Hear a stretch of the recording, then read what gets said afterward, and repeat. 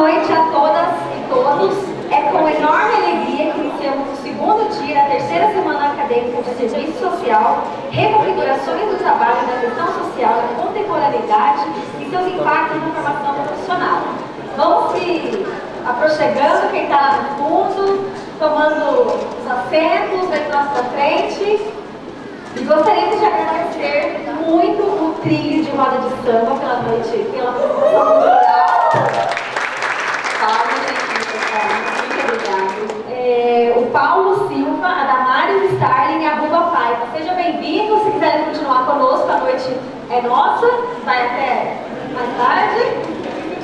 E lembrando também que na sexta-feira, para encerrarmos a nossa semana acadêmica, nós estaremos junto com esse trio de samba, com o trio de samba, lá no Sou Louco, tá certo? No local, acho que a partir das 9h30. Então vamos todos saindo daqui para lá, prestigiar, dar uma fôlego, né, para continuarmos aí a caminhada até o final do ano. Lembrando que é o primeiro samba do trabalhador, gente. Então, por favor, venham prestigiar, tá? Vai ser muito bom. Bora lá. As meninas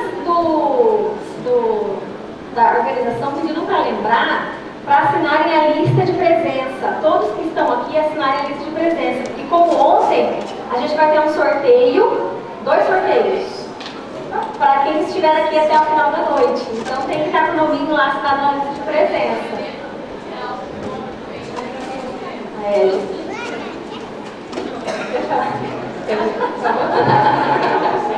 Microfone, por favor. A gente está vendendo também números a R$1 para concorrer a uma cortesia na churrascaria Iguaçu. Uma cortesia para 2 pessoas. É só procurar a gente lá na frente que a gente...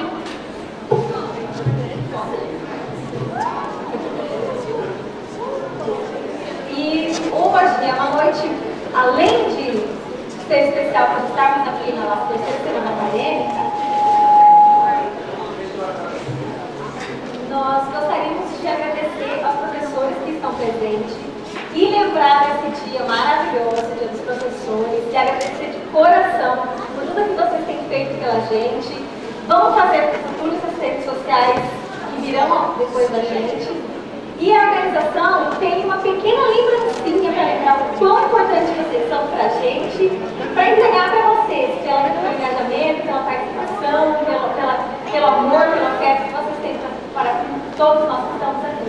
Então, acho que os meninos vão entregar. A gente gostaria de chamar aqui todos os professores presentes, a professora Thalita, a professora Edna, a professora Alex, a professora Cris, por favor.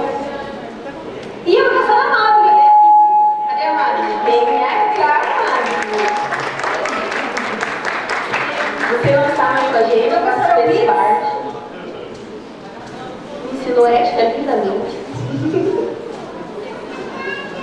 Uma vez que já saiu da gente, você... Cadê o livro? Vem aqui, professor. Jesus. A Juliana não estão?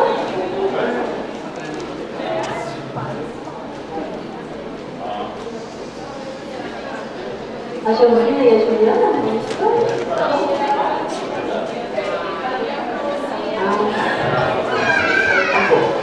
Elas não estão até agora, mas a gente estende o presente. A gente gostaria de agradecer imensamente de coração pela gente, pelo tempo, pela empatia, pelo amor, sabe?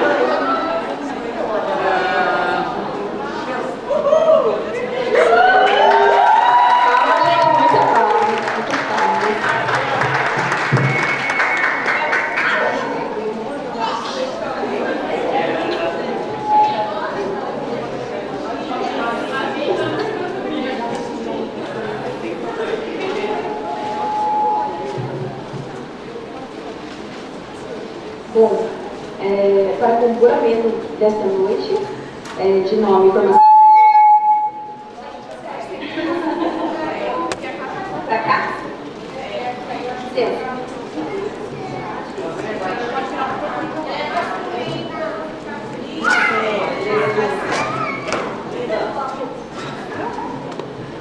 Tá bom. Para compor a mesa desta noite, de nome Formação Profissional e Serviço Social, uma relação necessária com a educação popular. Nós chamamos a coordenadora da ocupação do Budas, Roselino Elidio Santos, mais conhecida como Rose. Por favor, gente.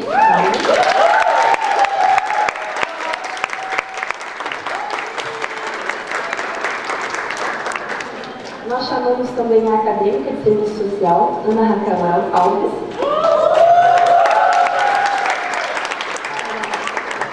Que faz parte de um grupo de pesquisa chamado Grupo de Pesquisa Pedagógicas Contra-Hegemônicas na América Latina, junto com a professora Lívia Fernanda Moraes, que é professora da UNIA.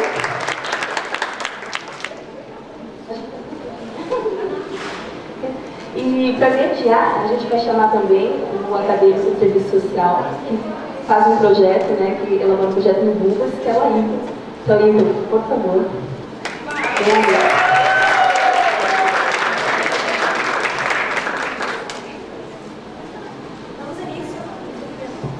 Damos início. A gente vai passar a fala, tá? Para o Jabu, que é o Ailton. Então, Ailton. Bom trabalho a todos e boa noite. Som. É legal ver aqui de cima vocês aí. Bom, gente, boa noite então a todos e a todas. Mais um dia da nossa terceira semana acadêmica. Obrigado por todos terem vindo aqui. Agradecer aqui então a mesa que você faz presente, já foram anunciados aqui as pessoas, né? E também aos professores, hoje, um dia especial para eles que contribuem conosco e, de uma certa forma, eles estão plantando uma semente e nós devemos assumir o compromisso como futuros assistentes sociais de levar em frente. E ao longo dos meus 56 anos, quanto mais estou aqui, mais tenho certeza que estou no lugar certo. Então, fico muito grato por ter a contribuição de todos vocês como acadêmico. Então aqui a gente combinou a ordem de aqui, a primeira voz é a fala, então é a Rose, ela vai se apresentar, e depois a professora, e por último a companheira acadêmica aqui, e não lembrei o nome agora, mas você já foi anunciado. Ok? A idade às vezes ela promove isso, né? Um lado é bom, né? Certo? Muito bem, então. Lembrando mais uma vez que o curso de Serviço Social, como foi colocado ontem, é uma profissão que nos desafia e, diante da realidade que vivemos, a estrutura que nos é apresentada, devemos ser fortes e não olhar para trás. Vamos olhar para frente e seguir aquilo que nós, como pessoas ou como sujeitos, traçamos como objetivo e precisamos ser fortes. Ok, vou passar então para a Rose, que ela se apresenta. Ela trouxe um vídeo, sugeriu um vídeo, que vai fazer uma pequena explanação, depois ela faz a colocação, e para o final, depois das 3 falas, será aberto para rodadas de perguntas, certo? Então passo para a Rose. Boa noite a todos, parabéns aos professores. Eu me chamo Roselino Elidio Santos, mas todos me conhecem como Rose. Eu estou há 7 anos, vai fazer 7 anos na ocupação Bugas, né? Venho ajudando aquelas famílias. Não sou a primeira ocupação, essa é a minha terceira ocupação. Já ocupamos o Moreira 1, depois fomos para o 2, e agora eu estou ali, e é a última, tá? Vou descansar daí. Eu acho que daí cada um já teve sua casa, né? Então, a ocupação ela começou quando se acabou a Moamba no Paraguai. A maioria da região do Porto Meira dependia do Paraguai. Então, quando se acabou a Moamba, O pessoal não tinha mais dinheiro para pagar água, para pagar a luz, o aluguel, né? E aquela área estava lá, abandonada, há 7 anos, 6, 7 anos, sem ninguém usar. Servia só para jogar em cachorro morto, roubar, assaltar, fazer coisas erradas lá. E por aventura até hoje ninguém descobriu quem foi o primeiro que entrou. Alguém entrou primeiro, mas nós não sabemos quem ainda. Ninguém nunca conseguiu descobrir quem foi que entrou primeiro. A gente acabou ocupando aquela área numa sexta-feira, sexta, sábado, domingo, segunda acabou, segunda fechou. Então segunda já não tinha mais espaço para ninguém entrar. Nós começamos lá com 878 famílias. Família, não era família mesmo. Pessoas que moravam em Barranco de Rio, em área de risco, pagavam aluguel, moravam na casa do parente. Então, na segunda-feira foi fechado com 870 famílias. Hoje nós estamos em 1.500 famílias já. Não é fácil estar naquele lugar. Hoje sim, hoje a gente pode falar que está no paraíso. Mas no começo foi muito sofrido. A gente perdeu vários moradores que morreram lá, doente, porque a gente não era atendido nos postos de saúde. Todos moravam na região, a maioria, 99% era Porto Meira, mas o que acontece? Saiu do seu local de moradia. Então os postos não atendiam mais aquele pessoal. Ficava doente, tinha que levar para o UPA. Chegava no postinho e não era atendido. Então até que chegou a morrer um cidadão, para poder depois, aí sim foi visto que tinha seres humanos naquela área. Aí começaram a atender um posto. A água todo mundo sabe que é precário lá, a luz nem se fala. Então hoje a gente já está no paraíso, graças a Deus, né? O Francisco Buba ganhou a primeira questão. Inclusive fui eu que recebi a primeira intimação, fui eu que recebi. Sempre eles acham eu, né? Então fui eu que recebi a primeira intimação para a gente ser retirado da terra. Então a gente aceitou. Mas ia vir aí 3 avô, por ali, para aquelas bandas. E entra nessa altura, chega a Cecília, que é a escola popular. A gente deve muito ao Unila. Aquelas famílias que estão lá, eu sempre falo, aquelas famílias devem muito, muito à Unila. Cecília chegou, me procurou, conversei, ela me explicou que nós tínhamos direito de moradia. Até então a gente achou que não, nós podíamos ser jogados ali de qualquer jeito e arriscar ganhar uma casa. E a Cecília veio mostrar para nós que não era assim. A escola popular, eu falo Cecília, porque eu estou acostumada com a Cecília, mas foi a escola popular que nos ensinou o nosso direito, que nós tínhamos direito e que nós tínhamos que brigar por esse direito. Então a gente estudou várias semanas com a escola popular e resolveu bater o pé, que não saiba que ninguém nos tira. Aí até que veio a Defensoria Pública, entrou. A gente não tinha dinheiro para pagar advogado, então era cada um por si. Quando a Defensoria entrou, as coisas foram melhorando. Então, se a gente ganhou a área, em primeiro lugar, a Unila. Porque se não houvesse a Unila, não havia Cecília. Não havia escola popular. Então, se a gente está lá, a gente deve a ela. Né? É sofrida, é uma luta após a outra, um dia após o outro.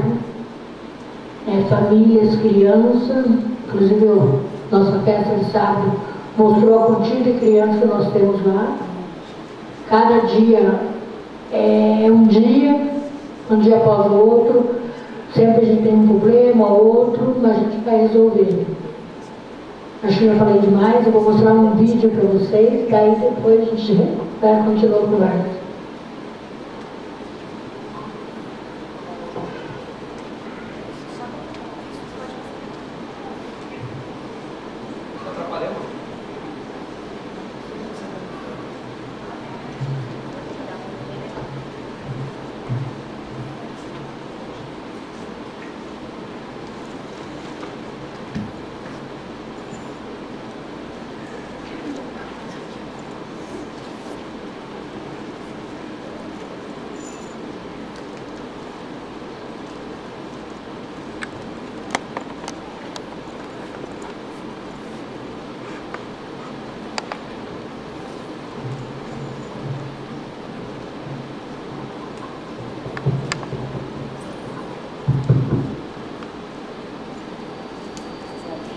Hoje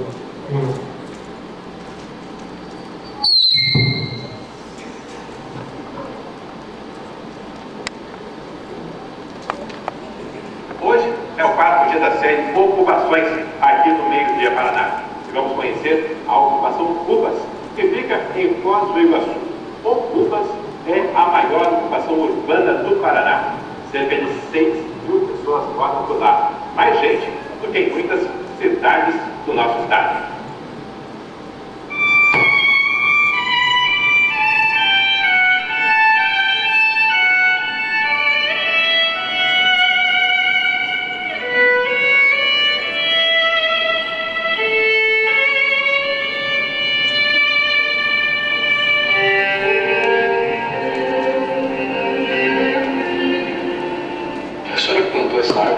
Foi todas essas plantas. É uma sementinha. Aham. 5 anos já que faz. E se eu sair daqui, acho que eu vou aqui na metade do caminho.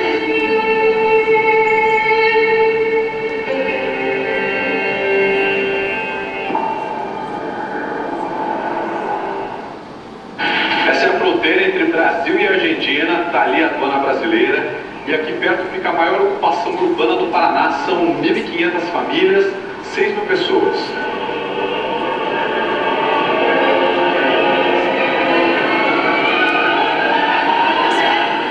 E tem mais gente morando aqui do que em pelo menos 95 cidades do Paraná. Só andando aqui dentro mesmo, para conhecer bem a realidade deles.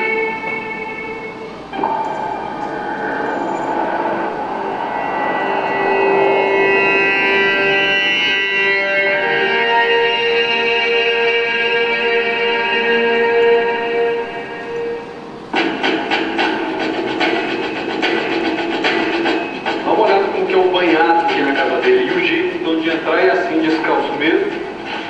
Olha, funda mesmo, hein? Eu normativa, daria o quê? Segunda corda, cai na água. É, uma vez eu caí.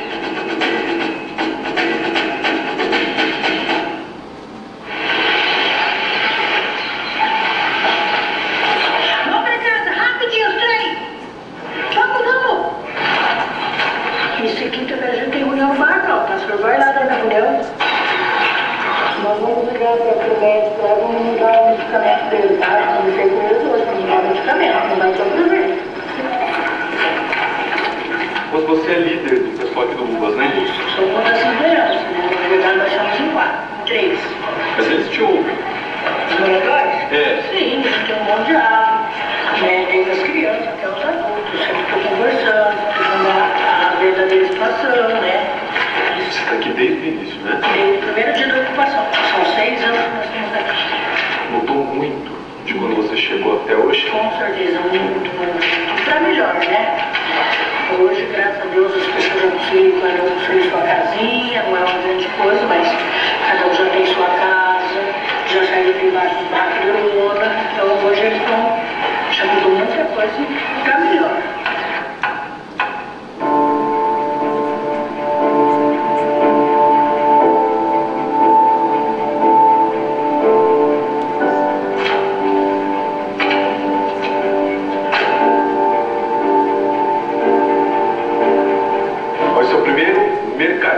Aqui do Cubas, vende doce, salgado, bolo, e quem coordena tudo por aqui é a dona Terezinha, que inclusive está repondo aqui os iogurtes, né, dona Terezinha? Oi. Tudo bem com a senhora? Tudo bem, graças a Deus.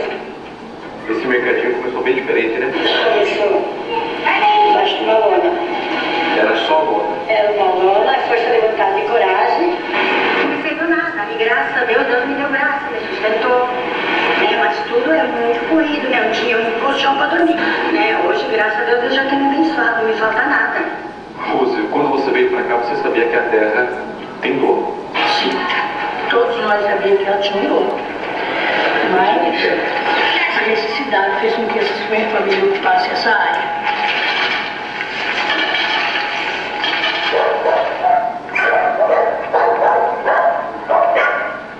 Você sabe que tem uma decisão judicial que permite que vocês fiquem aqui, né? Sim, a gente ganhou a primeira batalha. O importante é que agora a gente consegue deitar e dormir, que até há meses atrás ninguém conseguia dormir, não sabia que horário que a polícia ia entrar. Foi muito trabalho? Foi.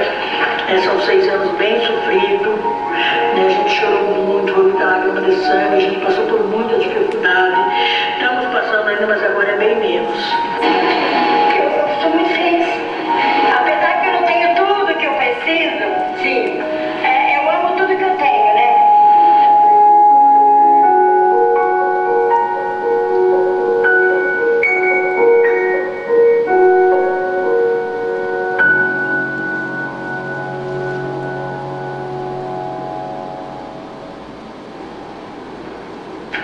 O dono do terreno entrou com recurso para o Tribunal de Justiça para ter uma resposta sobre o pagamento da área. Essa decisão ainda não saiu.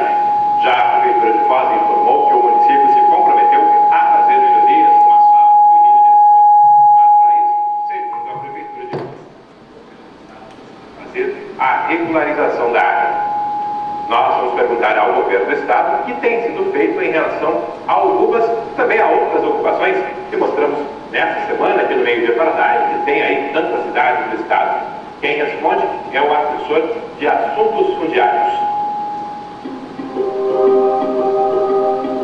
Bom, no Rubas nós estamos lá desde 2013, tentando buscar uma solução pacífica para esse conflito, que é muita gente envolvida. E desde lá, depois até das ações da justiça, que a Defensoria fez a defesa das famílias, e deu esse processo que alguém tem que indenizar o proprietário, e não diz se é o Estado, o município, o governo federal ou as próprias famílias. Então nós já tivemos conversando na Prefeitura, a Prefeitura não tem recurso, o Estado também não tem, mas nós buscamos lá junto às famílias em outros locais do Estado também, onde as próprias famílias poderiam indenizar o proprietário. E nós levamos a proposta e o proprietário não concordou, faz uma questão de 2 meses. Então, estamos buscando uma outra forma de poder resolver essa situação. Então, ali, o que nós estamos buscando? Uma alternativa para poder o proprietário receber pela terra e legalizar aquelas famílias o mais rápido possível. Só basta saber quem vai pagar, é a Prefeitura, é o governo. Alguém tem que pagar a área e nós vamos pagar para quem pagar para a gente.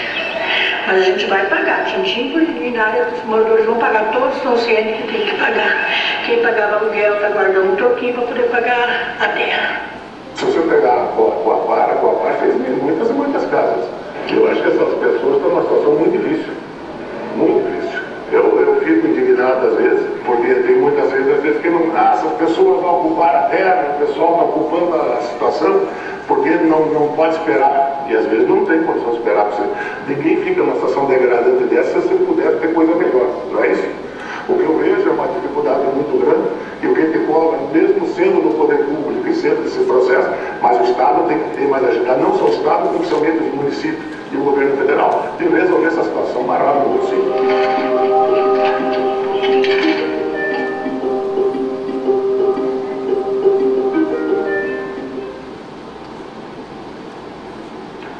O governador eleito, Ratinho Júnior, também foi convidado.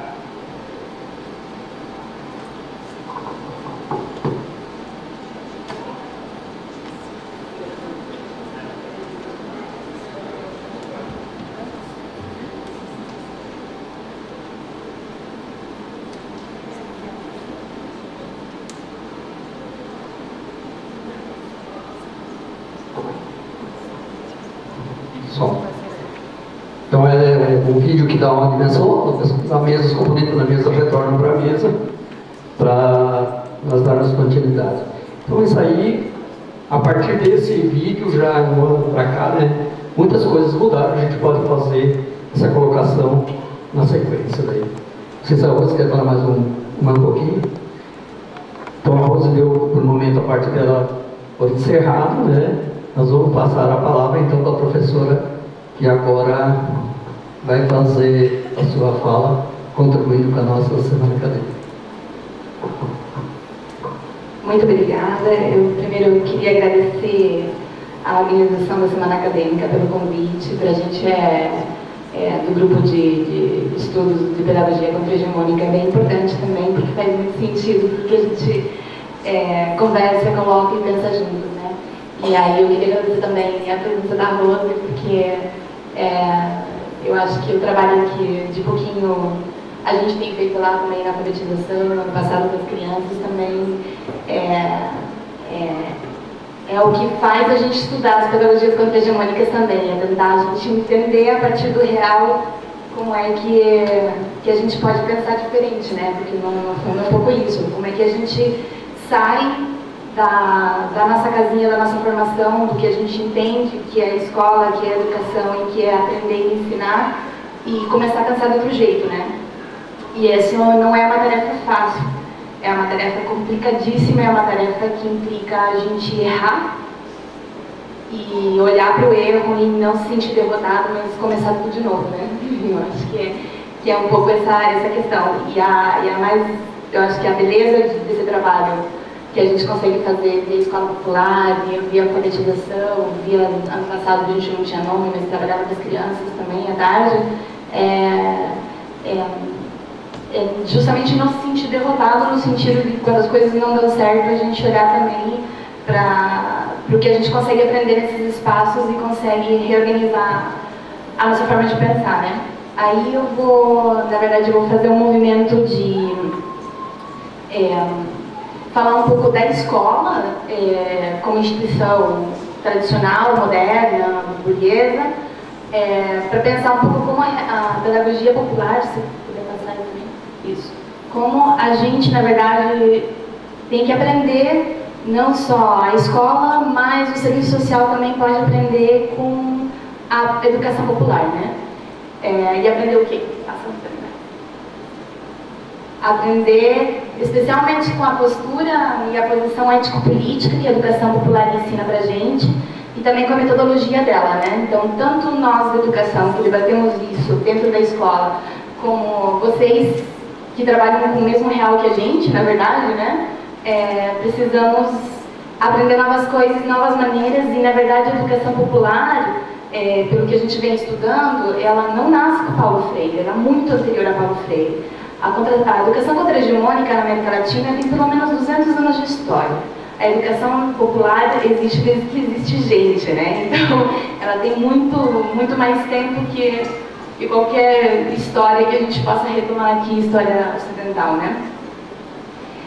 Por isso que eu vou começar a falar um pouco de que é essa escola que a gente tem hoje, né? Que a gente chama de escola burguesa, escola liberal, essa escola tradicional que todo mundo vai e que essas coisas que eu vou falar aqui se aplicam muito também para a universidade, porque a gente não foge disso em nenhum momento, né? Esse quadro aí, ele é de 1872, ele chama o Progresso Americano. A escola moderna, ela está absurdamente ligada com a ideia do progresso. Para uma população, para um país ser considerado desenvolvido, a educação vai junto. Então, se vocês olham naquela imagem, aquele anjo, né, loiro, branco aí, está carregando, além da luz elétrica, está carregando um livro. Então, a educação, na verdade, e a escola moderna, ela nasce como um epifenômeno da própria modernidade, da própria escrita e da própria lógica do desenvolvimento da população. Por isso que a gente precisa também, não pode descolar a escola e a universidade dos processos de trabalho que acontecem na sociedade, né? Por muito tempo, especialmente na primeira metade do século XX, porque esse processo começa, na verdade, na América Latina e no mundo com a industrialização. Antes disso, a gente tinha outras formas de educar. Nesse momento da industrialização, o que acontece é que a escola, ela vai sequestrar para si a ideia de educação. Antes disso, né, antes da gente ter escola para todos, digamos, a gente aprendia na vida. A gente aprendia com a família, a gente aprendia com os avós, com os irmãos, com os pais. E a escola, quando ela nasce nesse sentido, e aí a gente tem na América Latina diferentes tempos em que ela se sistematiza, no Brasil um pouquinho posterior, mas na América Latina já no final do século XIX, você tem a organização dos sistemas escolares que justamente vão excluir as outras formas de organização e vão dizer, só se aprende na escola.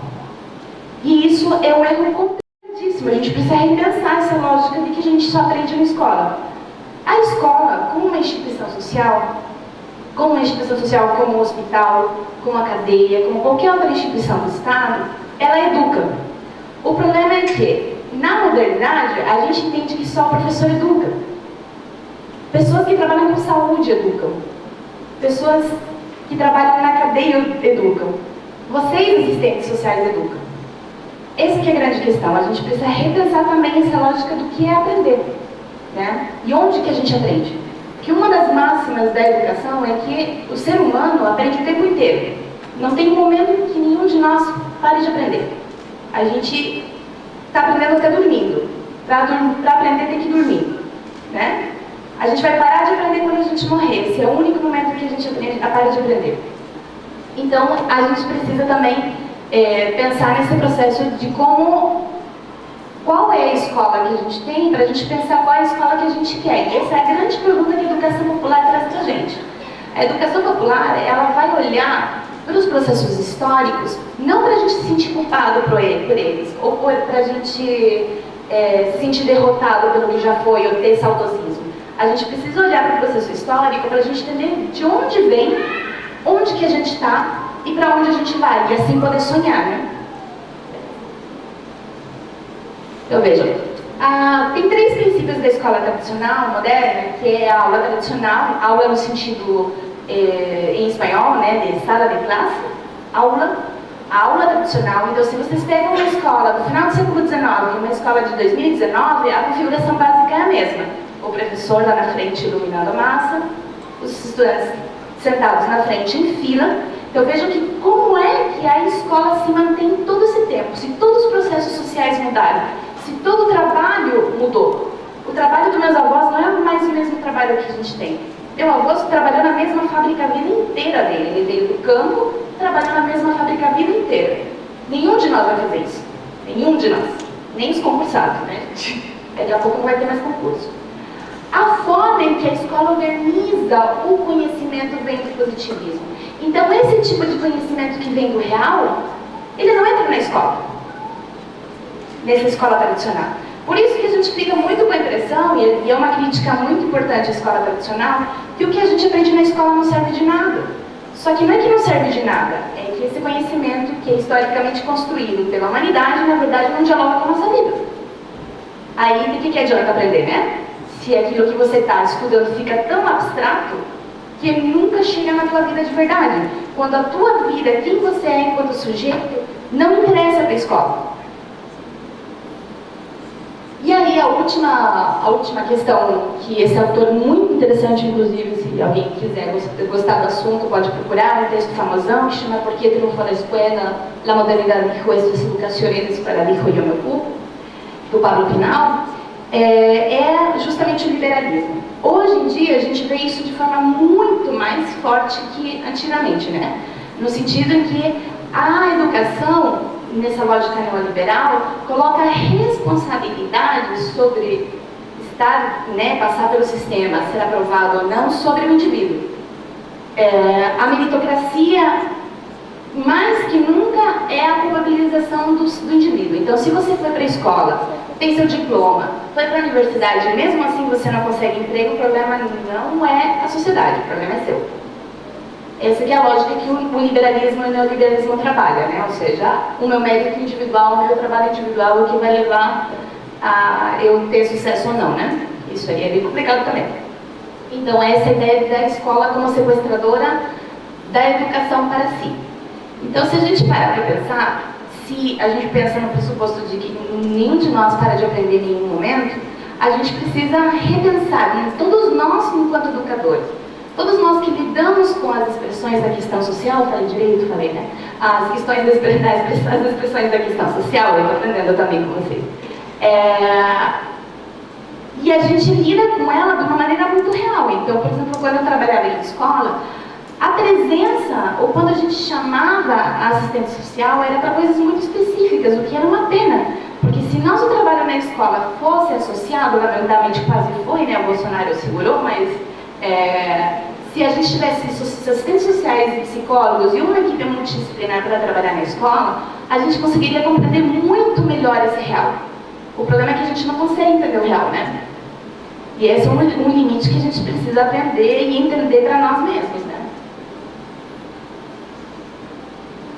Por isso que a educação popular, ela tem alguns princípios que são importantíssimos e que tem muito a ver com o que a Rose estava falando, né?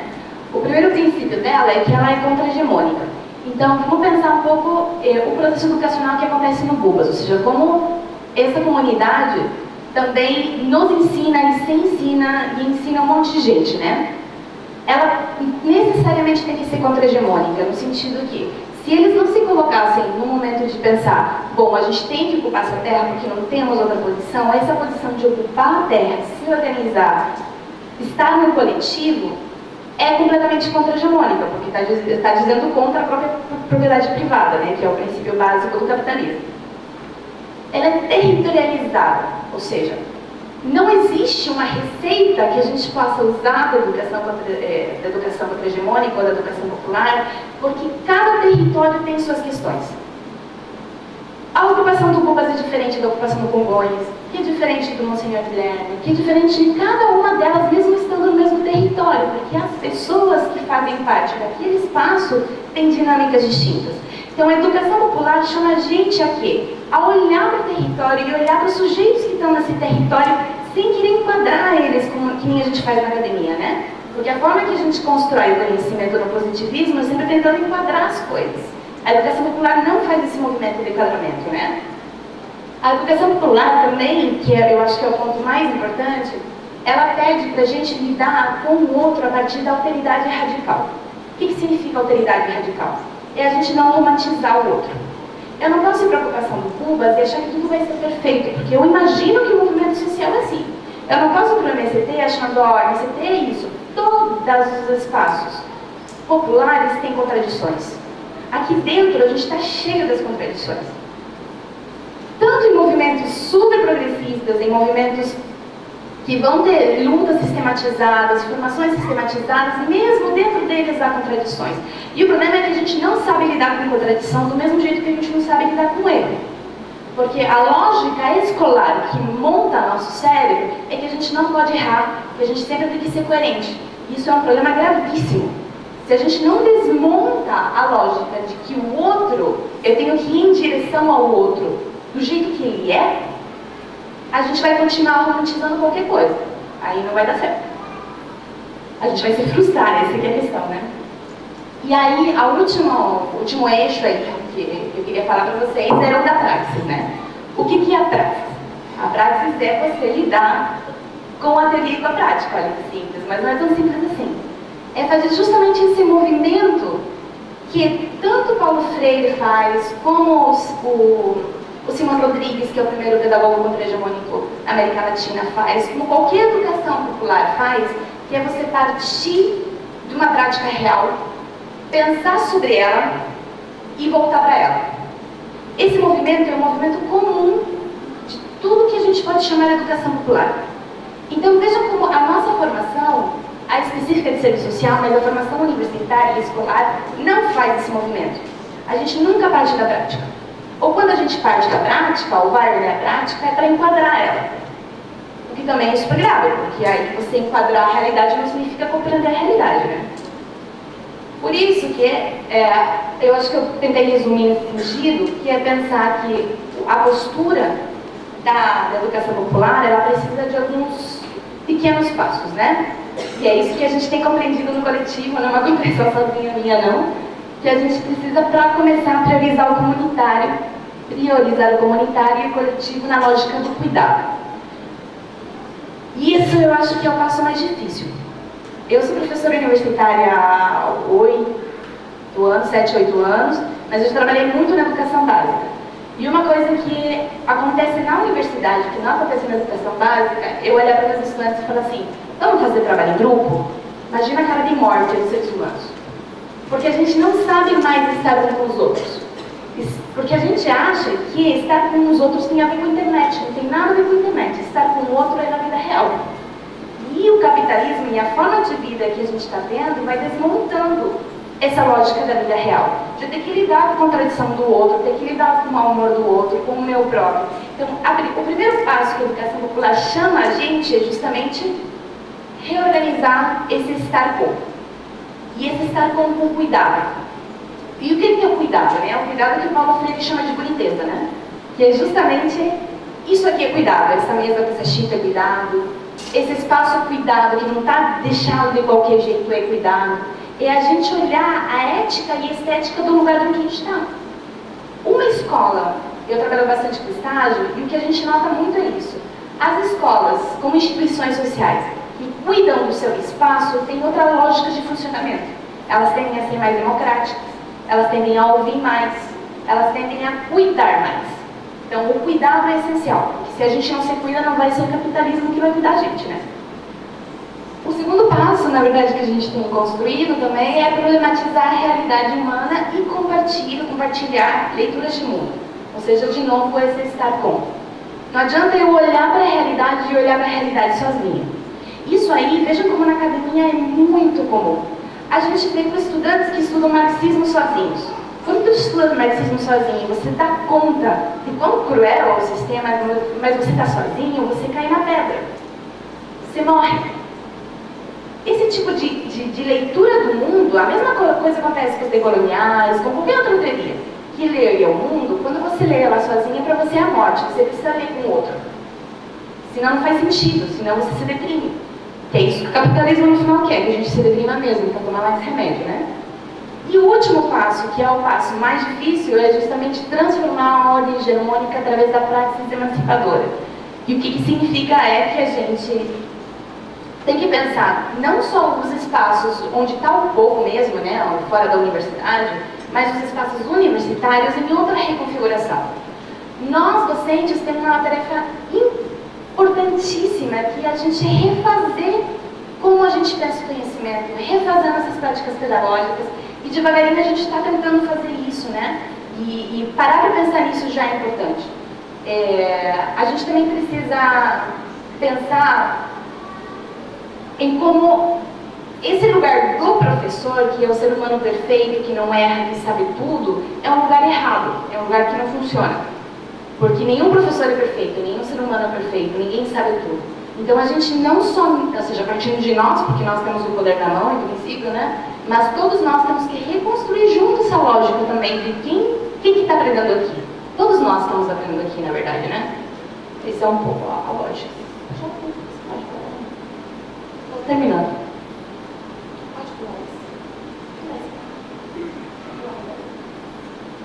Então, para que não fique também uma coisa muito abstrata, a educação popular, ela existe há 200 anos e ela continua existindo, né? Esse carinha que está lá em cima, o Simão Rodrigues, é o primeiro pedagogo da educação popular que se tem registro. Ele era conhecido como El Loco, porque ele saía fundando escola para criança indígena, para mulher, para negro, e daí ele andava pela América Latina fundando escola, né? É muito interessante a história dele. Mas vejam como a educação popular atravessa um monte de espaços, né? Estou pensando só em espaços escolares. A gente tem aí um movimento coletivo universitário pela educação popular, ou seja, vejam como a educação popular também tem que entrar na universidade, que é o lugar mais difícil, inclusive. A gente tem aí essa foto que está à direita, da rede de bachilleratos, que é ensino médio na Argentina, tem uma rede gigante de ensino médio popular também, maravilhoso. E aí a gente tem uma rotina das escolas itinerantes do MST, né? Então vejam como se a gente parar para olhar esse assunto, tem tanta expressão da educação popular, ela não está morta, ela não é distante, ela não está longe da gente, é a gente aprender a olhar para ela também e aprender com ela. E eu acho que é mais ou menos essa lógica que eu acho que eu passei meu tempo já. Você pode saltar.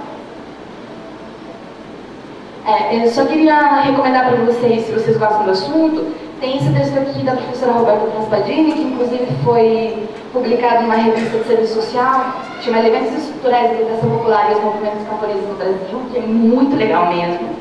Esse texto aqui, o segundo, é classicão da área de educação e pensar na escola moderna, que é do Pablo Pinal, que é um argentino. E, bom, Paulo Freire sempre, né? Qualquer um do Paulo Freire te ajuda. Muito obrigada.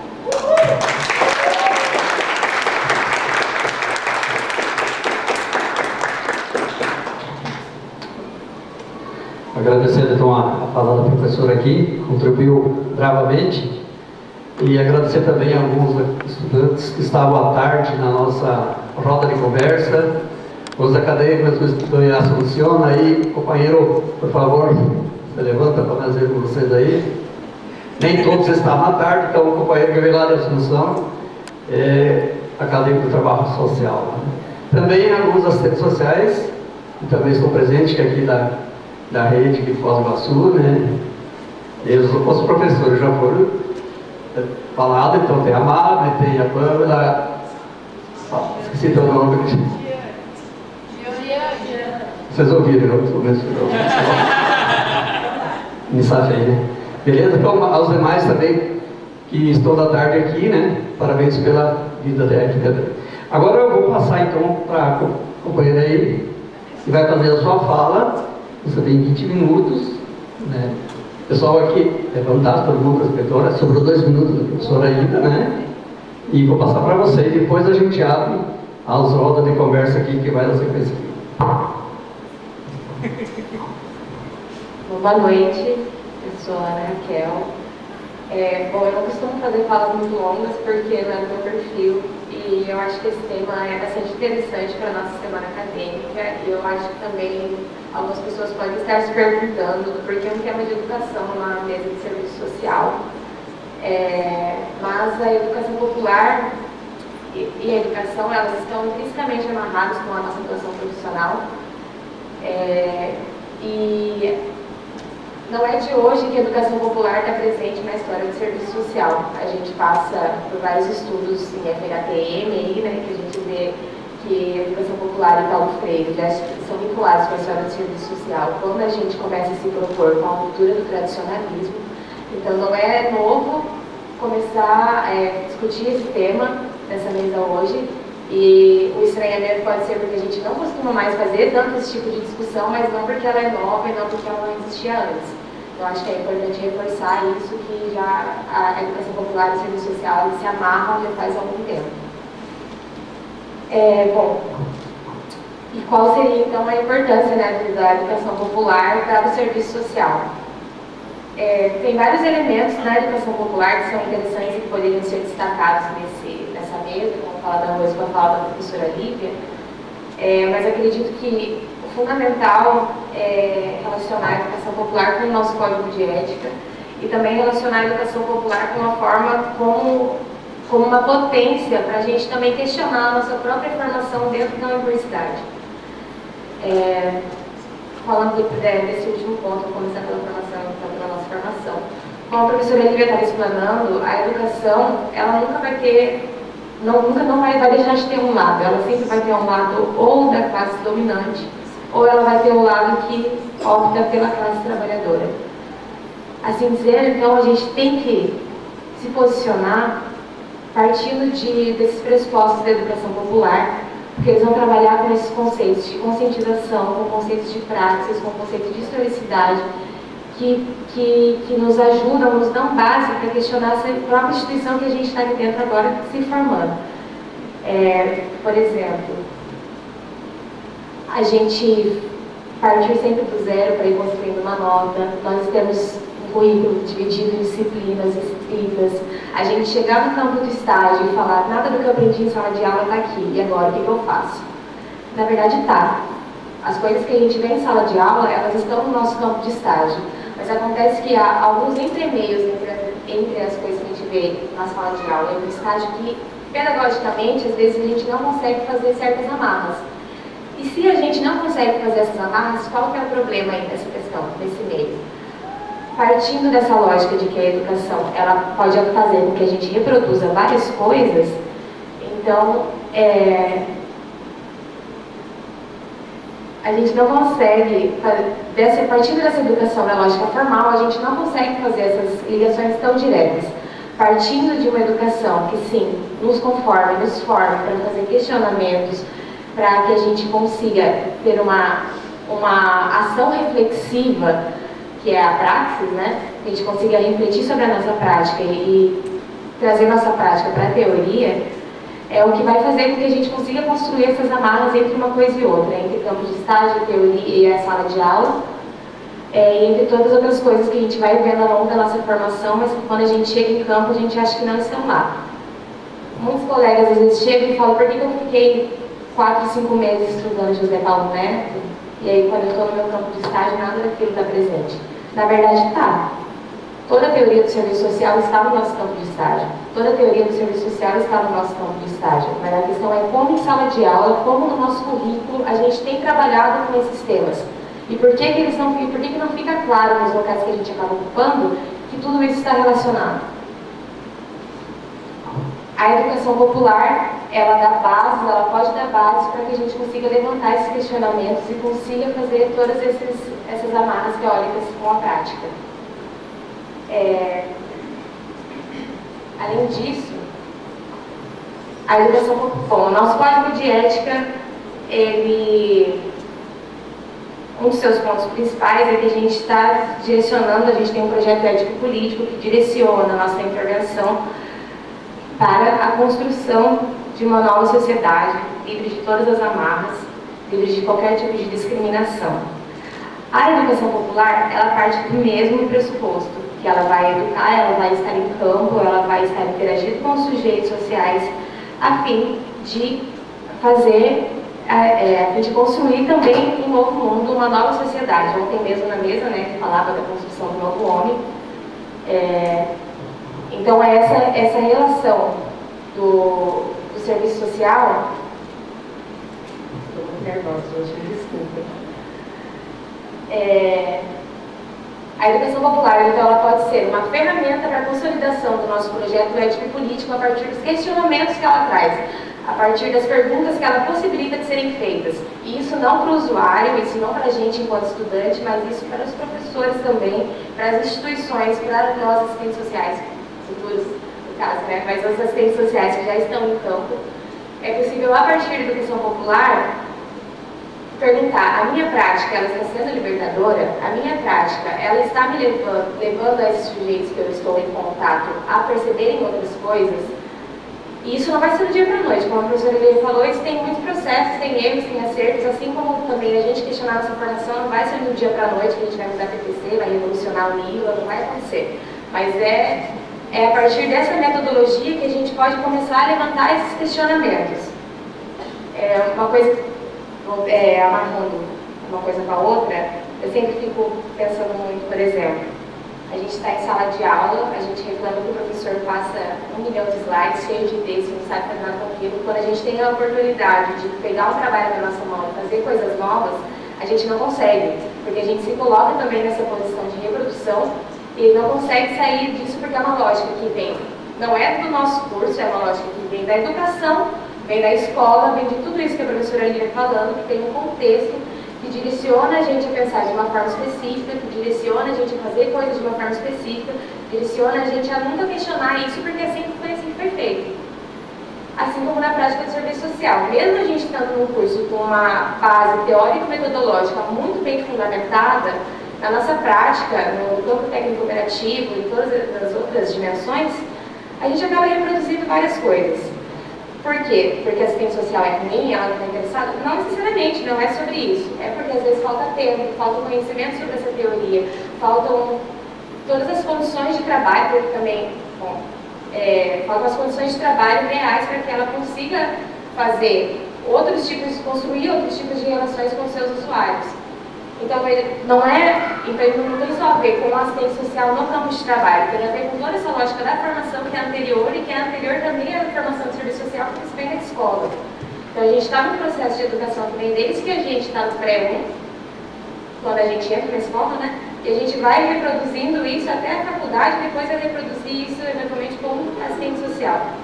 Então, a educação popular, ela vai dar essas ferramentas, essas bases para a gente questionar todo o nosso processo educativo.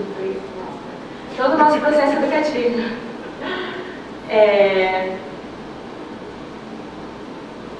São metodologias que estimulam a luta coletiva. São metodologias e metodologias no plural, porque assim como na nossa atuação, assim como ele falou, não tem receita, ter disposição para errar, para acertar, para questionar, para fazer de novo, para se juntar, tudo coletivamente.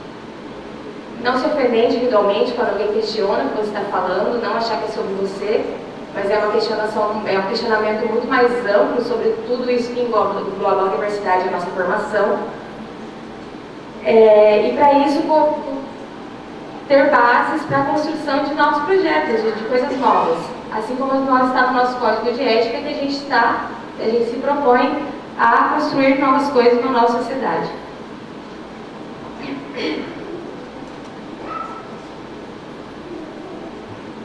Bom, e se como ontem estava sendo falado, nós temos o compromisso com a classe trabalhadora, é nosso dever É nosso dever questionar constantemente todos esses mecanismos da nossa formação.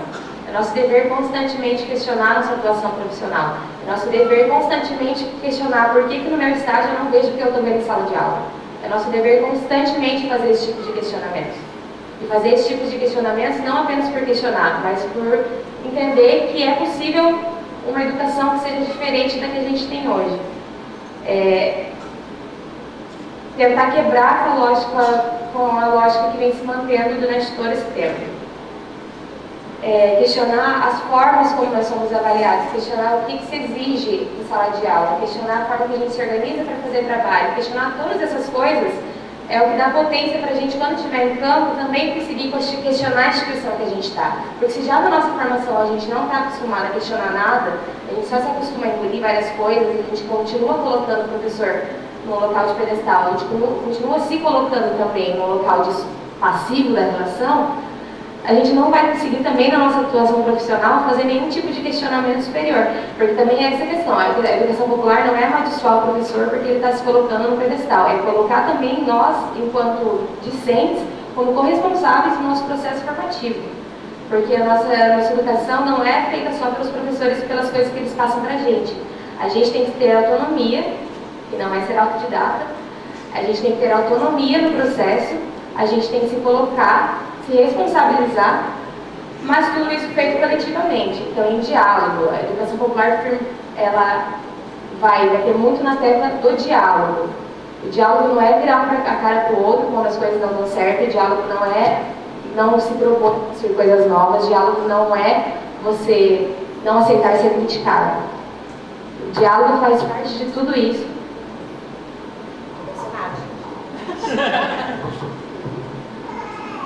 Se você tem um canal de diálogo aberto entre as pessoas e todo mundo está se propondo a construir tem um objetivo comum, as coisas fluem muito mais fácil. Porque os professores os assistentes sociais não vão para o campo pensando, nossa, vou ferrar a vida de todo mundo hoje. O professor não vai para a sala de aula pensando, vou ferrar a vida de todo mundo hoje. Mas essas amarras, o capitalismo, todas essas coisas, a gente está num período neoliberal que está aprofundando cada vez mais a situação, a gente não se dispõe a dialogar. Como que nós vamos construir coisas novas? Como que nós vamos cumprir o que está no nosso código de ética, que é a construção de uma nova sociedade? Como que nós vamos construir um novo homem, se a gente não consegue nem conversar com quem está do nosso lado? Então tem todas essas questões que, a partir da educação popular, que é uma metodologia, né, como ele está falando, ela é contra-hegemônica, ela vai fazer todas essas quebras, é a partir da educação popular, acredito eu, que seja possível fazer todos esses questionamentos mesmo, porque a educação popular não é uma resposta pronta. Não quer dizer que a educação popular, o assistente social que pensa alinhado com a educação popular vai ser o melhor assistente social do mundo e não vai errar nunca. Não é sobre isso. Mas é sobre estar disposto a fazer diferente daquilo que estava sendo hegemônico, é estar disposto a errar, é estar disposto a acertar, é estar disposto a ouvir o que os usuários estão falando. E ouvir o que os usuários estão falando não é ir até eles e levar o projeto pronto, é estar inserido nas comunidades, é estar inserido no BUBAS, porque o que vem de coisa de fora do BUBAS para jogar, nem questiona o que os moradores estão pensando. Então é fazer esse processo de construção coletiva mesmo, e não ter medo disso. E não ter medo de nada que venha como consequência disso. É uma frase de Paulo Freire, que é: se a educação sozinha não transforma a sociedade, sem ela, tampouco a sociedade muda. E é isso, a gente não pode deixar de entender que as coisas, de se entender como educadores também, porque como a Lívia estava falando, todos os processos são educativos. E a educação sozinha, isolada, não vai mudar nada, mas quando a gente, em outros espaços, está amarrando e entendendo que todas as nossas atividades de direcionação são pedagógicas também, a gente avança muito. E então tá bom já. Eu acho que foi meio desorganizado, desculpa. E é isso, é entender que numa sociedade de classes a educação nunca vai ser neutra, assim como o serviço social não é neutro também, e se a gente fala em sala de aula sempre que todos os posicionamentos são políticos, a gente tem que então, se apropriar desse posicionamento e questionar as coisas como elas estão em todos os espaços e a todo tempo. É nosso dever estar em constante questionamento sobre nós mesmos, nossa atuação e nossa formação. É isso.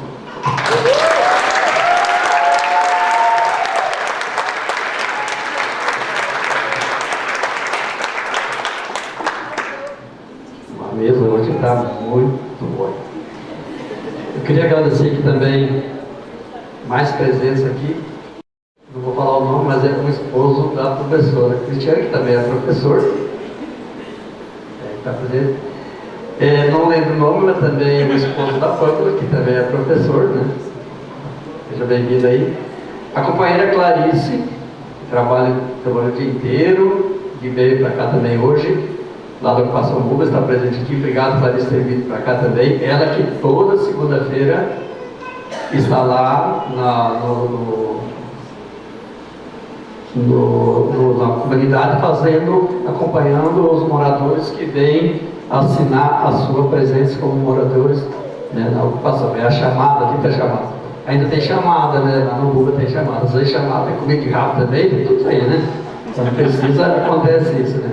Mas com boa intenção. Agradecer também toda a equipe que não está terminando, não, gente. A equipe que trabalha, os trabalhadores, que empenharam na parte da tarde, estão se empenhando agora à noite, né? O Paulo aqui, o companheiro Paulo e as companheiras também estão aqui prestigiando isso aqui, ó. É nóis, né? Muito bem.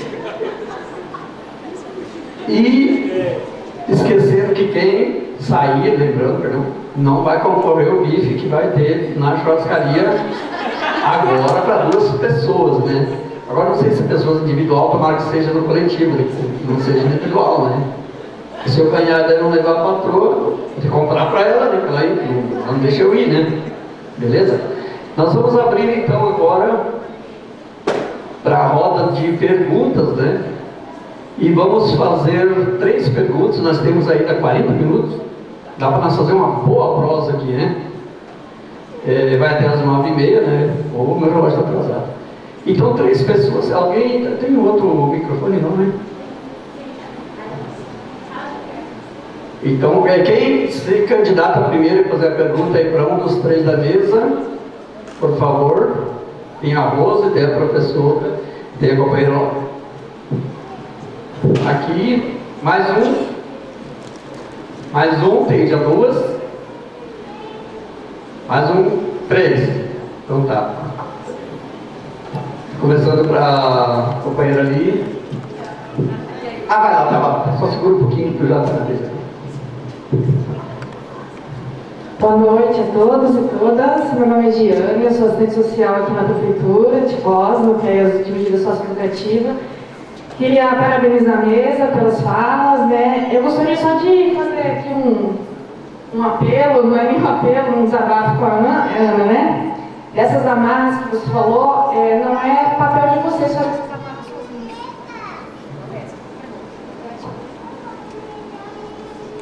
Só para dizer que não é papel de vocês fazer essa amarra sozinho, né? Tem o supervisor de campo e o supervisor acadêmico. Agora, para ouvir? Que essas amarras vocês não têm que fazer sozinhos, então a gente vai fazer junto enquanto supervisor de campo, mas que os supervisores acadêmicos e os professores também têm esse papel, né, disciplina de estágio, né, conforme cada grade de cada curso. Então, assim, eu sei que quando a gente chega no estágio, né, eu tive uma experiência que não foi muito positiva no meu estágio, porque eu também tinha essa dificuldade de fazer essa amarração, né, então parece que a gente vive uma vivência na universidade com muitos questionamentos, mas que chegava no campo de estágio e faltava um time ali com a supervisora. Sei que é muito difícil também a gente, às vezes, questionar e trazer coisas novas para o supervisor, porque nem sempre a gente tem abertura, né? Mas é algo que vocês não têm que construir sozinhos, né? Então é papel nosso, enquanto supervisor de campo, mas também da universidade, trazer essa contribuição para vocês. E se vocês estão se sentindo perdidos assim, a gente precisa repensar de que forma está sendo construído, né? Essa formação, que a gente sabe da precariedade da UNILA, da falta de professores, e que os que têm levado tudo nas costas, né? Mas isso não é uma culpa de vocês que vocês têm que carregar, né? É um processo próprio da forma como as universidades têm sido tratadas, né? Então, para dizer isso, e que eu gostaria de ouvir a Rose muito mais, porque acho que a fala dela tem muito a enriquecer sobre a vivência no Bubas, porque a gente às vezes está na rede, mas desconhece, né, a fala de quem está vivendo, né, isso, a mais importante que é de ouvir como é a ocupação, essas coisas que às vezes a gente perde, né? Então essa coisa da chamada que o Arthur falou, me fazia ideia que tem, né? Então são coisas ricas do cotidiano que a gente às vezes perde no cotidiano do trabalho. Tá? Obrigada.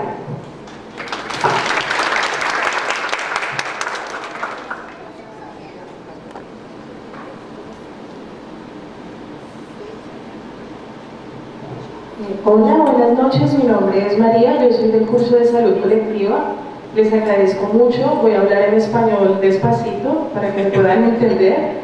Me parece importante hablar de los elementos de la educación popular que van a permitir la educación en salud para luchar contra las prácticas hegemónicas que hay con la medicalización en la infancia. Me parece que de todo lo que pudimos ver aquí, de lo que es BUBAS y de esa representación de escuela, profesor, maestro y profesor como Dios, ¿no? También está la concepción de médico como Dios, ¿no? Y el profesor en este sistema capitalista va a seguir esa práctica de, bueno, vamos a pensar juntos. Si una mamá no puede con 5 niños, ¿qué hace un profesor con 40 niños? Se vuelve loco, ¿no? Entonces, vamos a empezar a tener niños en la escuela medicalizados, ¿no? Vamos a patologizar la conducta infantil, ¿no? ¿Qué pasa con esa patologización? Vamos a crear síndromes como ¿qué? Como trastornos de déficit de atención, ¿no? Y comportamiento perturbador. Todo esto también está relacionado con la clase, ¿no? Entre niños más pobres, ¿no?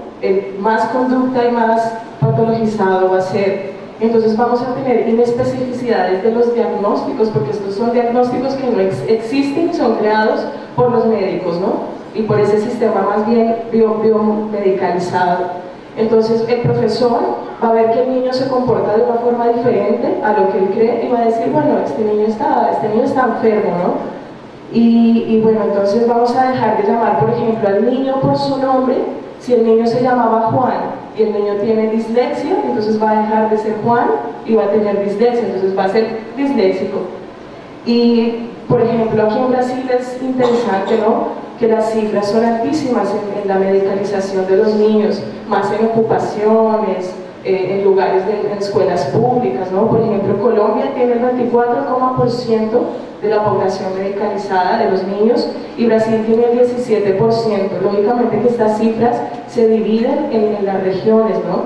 Mientras que, por ejemplo, Inglaterra tiene el 2%. Entonces uno empieza a ver ese capital ejercido. Y bueno, lo único es crear estrategias, ¿no? Estrategias como la educación popular. A mí me gustaría saber un poco ustedes qué piensan de este tema, cómo es el tema en BUBAS, la verdad, en esas ocupaciones y en estos lugares donde tenemos que empezar a educar a los niños en la formación del autocuidado, ¿no? Muchísimas gracias.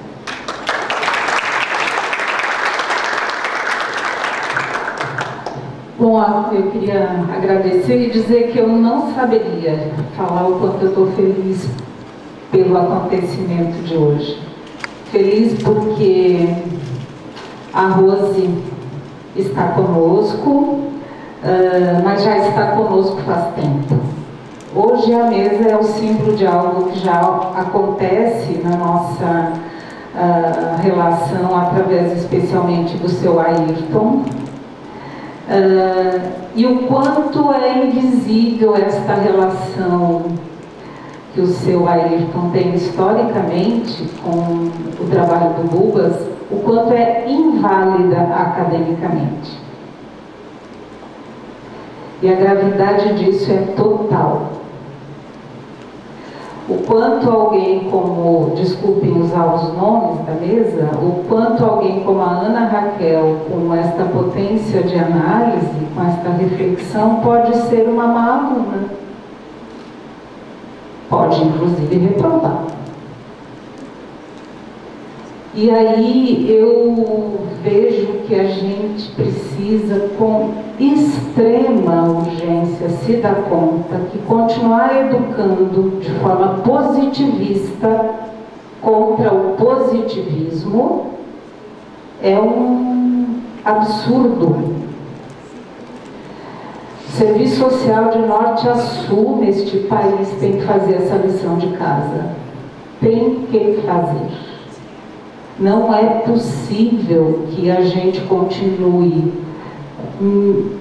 enquadrando as pessoas a partir de uma lógica de memorização de conteúdos e depois olhar para esse estudante no estágio e dizer: faça a relação da realidade com os fundamentos da profissão, com a ética. Faça um TCC, descubra aí um tema de pesquisa e a gente vai cumprindo repertórios como se os repertórios fossem acima do que a gente veio fazer aqui na nossa formação.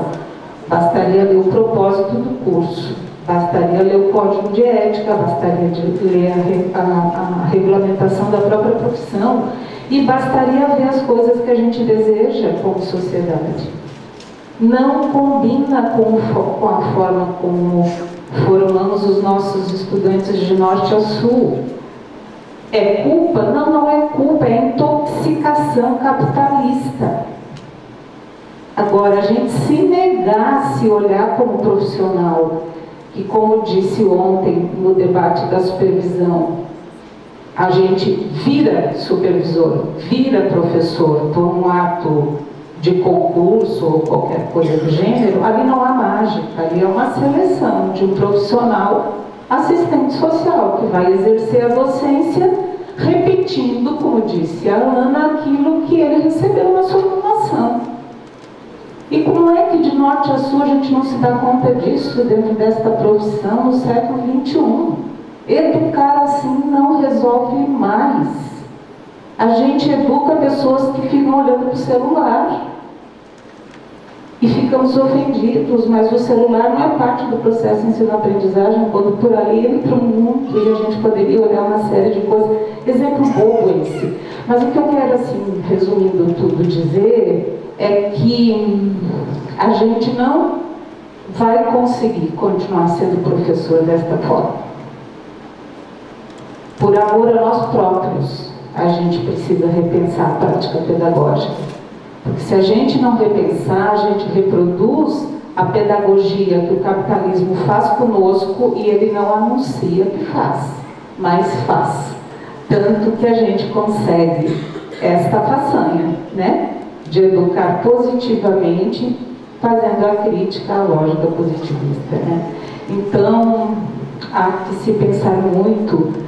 E eu acho que esse debate, ele abre um tempo novo de respiro, onde a gente possa pensar no que nos reúne todas as noites. E a gente possa pensar que a gente merece gostar de estar junto novamente. Tá bom? Eu nunca saberei agradecer o suficiente, assim, por este momento, que vai ser, assim, impresso na minha alma, porque isso é uma das minhas lutas mais intensas na vida, é a gente poder se olhar sem apedrejamento e, como disse a Ana, mais uma vez poder conversar de novo com a clareza ética, que nós temos um trabalho muito grande, que é ir contra a hegemonia que o capitalismo monta, né, nas suas estruturas todo o tempo. Enfim, então, eu agradeço só, se quiserem nos dar a alegria de poder ouvir vocês os três um pouco mais, as três um pouco mais, essa mesa feminina maravilhosa, feminista também. Então, queria muito poder ouvir mais, é só. Obrigada.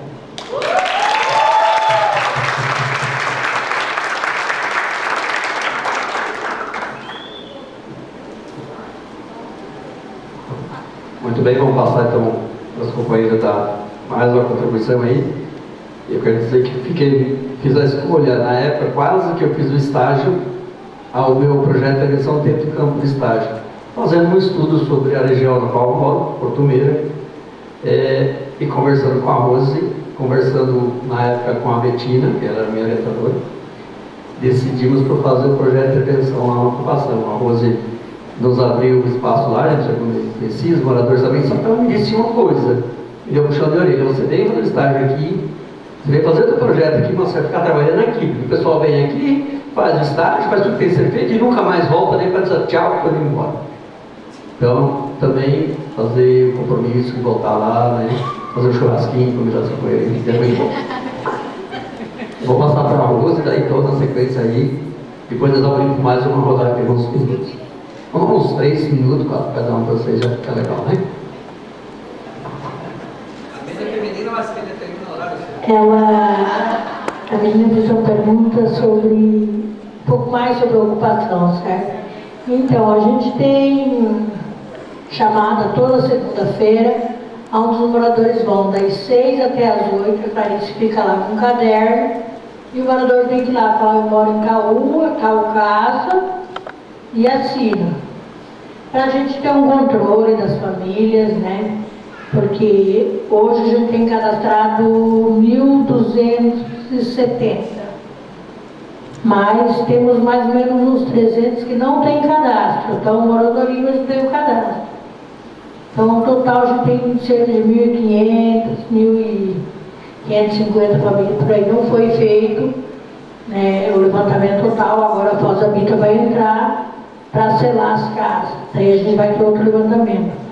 Mas nós temos mais de 7.000 pessoas morando ali. Pessoas, não é família, não, né? Teve uma confusão esses dias que colocaram no jornal 5.000 famílias, não. É pessoas, então nós temos mais de 7.000 pessoas ali. Criança abaixo de 12 anos, nós somos com 1.500, porque a gente deu senha do Dia das Crianças e fomos casa por casa. Então daí a gente conseguiu esse controle desse tipo de criança. De 12 anos para baixo nós temos 1.500, porque nós fomos na casa, então a gente sabe agora certo quantas crianças a gente tem. Mas aí temos adolescentes, né? A gente tem trabalho diretamente no clube de mães, fizemos um clube de mães, então trabalhamos com as mães, com os adolescentes, manhã e tarde, né? Então a gente criou o barracão da comunidade para ter várias atividades com aquelas famílias. E sem contar que eu cobro, como vocês viram na reportagem.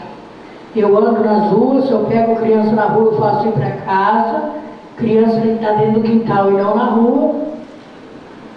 Eu cobro muito isso, também cobro dos pais, porque ali no Porto Meira, na ocupação, a gente tem o CAIA, tem a APA e tem o Centro de Convivência Bubas. E tem o projeto da ocupação, então quer dizer que as crianças não têm que estar na rua, elas têm local para estar. Então a gente tem 3 locais, que eles têm que estar lá meio período vai estudar, meio período tem que estar lá. Então isso é uma coisa que a gente cobra muito. Nós estamos com o Jornal da Globo que veio ontem, chegaram ontem, vão ficar uma semana, mas o pouco que eles andaram sozinhos antes de me achar, eles ficaram bobos. A gente não vê ninguém nas esquinas, ninguém parado, fazendo fervo. Eles ficaram assim, né? Porque de todos os locais que eles não encontram, e ali na ocupação eles não encontraram. A gente tem um diálogo muito bom com todo mundo, né?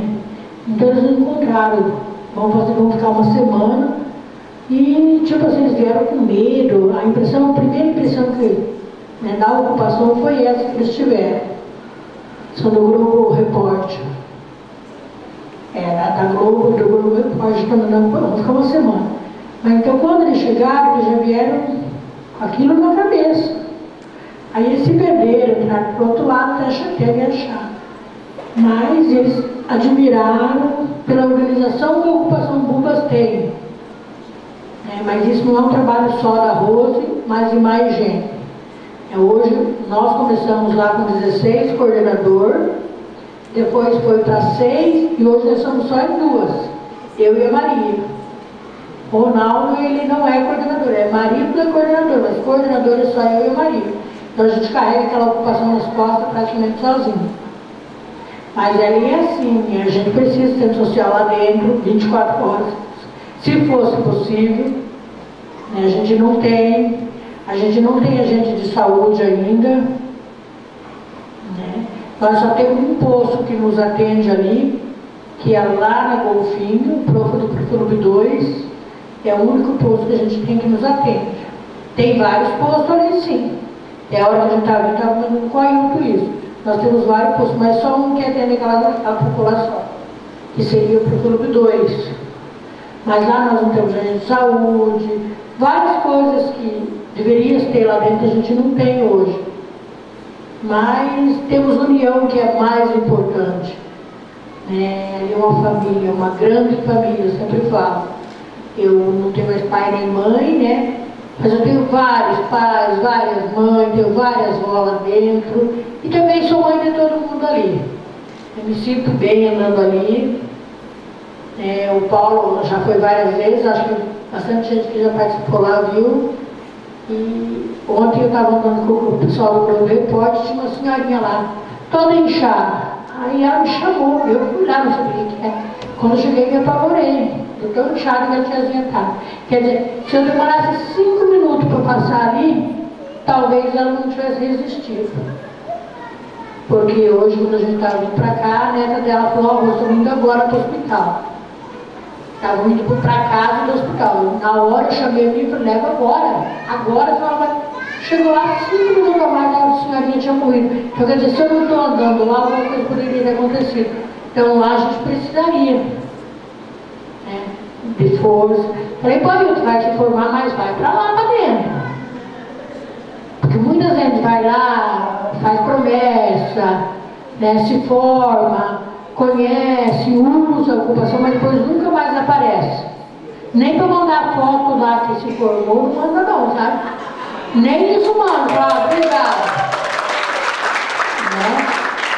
E se o Ailton fizer isso, ele bem que mora lá perto, né? Que a gente pode pegar a ocupação e ir lá na casa dele.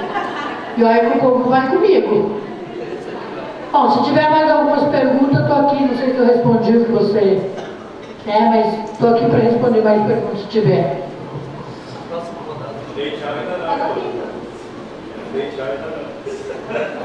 Tem que mandar fotinho. Eu acho que isso é uma crítica interessante, né? Porque a universidade, justamente porque constrói esse conhecimento não em diálogo com o social, mas olhando para o social, pegando o que precisa e não voltando nunca mais, é péssimo, né, gente? Pelo amor de Deus. Qual é a nossa responsabilidade social? No limite, a gente está vivendo o Estado, com o que tem de recurso público. A gente não pode responder ao público assim de volta, né? Isso acontece demais, né? Com bubas, com outros espaços também, né? Isso é muito triste, a gente tem que se vigiar também para não fazer isso, né? Eu acho que essa questão do estágio, aí, vendo vocês, a Jane, a Raquel falando do estágio, me chama a atenção também. Eu trabalho com estágio e na educação, formação de professores é uma coisa muito parecida, né? Com meus alunos do estágio, a gente chama de sanduíche voador, né? Que é um livro que a gente lê, que o professor está no primeiro dia de aula e o menino joga o sanduíche e cai na frente dele o sanduíche. E ele pensa assim: meu Deus, mas a universidade nunca me falou nada de sanduíche voador, né? O que eu faço agora? Né? E ele comeu o sanduíche, né? Depois você lê o resto, o livro chama Rei Professor, é bem legal. É um professor da periferia de Nova York, do Brooklyn, eu acho, na década de 70. Ele está na internet, é bem fácil de achar. É divertidíssimo o livro. E aí a questão do estágio também, essa mesma lógica que vocês estão falando acontece muito com a gente, né? Porque a universidade não está em diálogo com a escola, na verdade, né? A gente vai lá, faz esse movimento justamente de ir lá, aproveitar o que a gente precisa da escola e ir embora. Por muito tempo também a universidade ia para a escola para dizer que a escola estava errada. Como é que a gente vai dizer para a escola que a escola está errada? Né? E esse movimento a gente tem tentado desfazer devagarinho, pensar ele de outra maneira, reconstruir. Tem muito professor de escola que não aceita estagiário nunca na vida. Porque é óbvio, né? Para que você vai pegar uma pessoa que vai falar que você faz o trabalho errado, né? Então, eu vejo que esse sintoma que a Ana Raquel traz tem a ver com como a gente pouco tem dialogado, né? E isso é um problema que a gente precisa tocar muito rápido, para ontem, porque a tendência é que a gente dialogue cada vez menos, inclusive, né? Com essa loucura que está o capitalismo, a gente trabalha para sobreviver e dorme para trabalhar e trabalha para comer e assim vai, não tem tempo de respirar, de pensar, de estar juntos. Essa questão tende a piorar. E eu acho que tem tudo a ver com o comentário da Maria também, né? Eu acho que saúde, serviço social e educação estão grudadíssimos e mais do que a gente acha que estão, né? Porque, de certa maneira, eu tenho a impressão que essa lógica positivista, quando ela traz a normalidade pra gente, né? Que vem da psicologização da educação, ou essa lógica de você enquadrar o outro é isto, que é muito danina, né?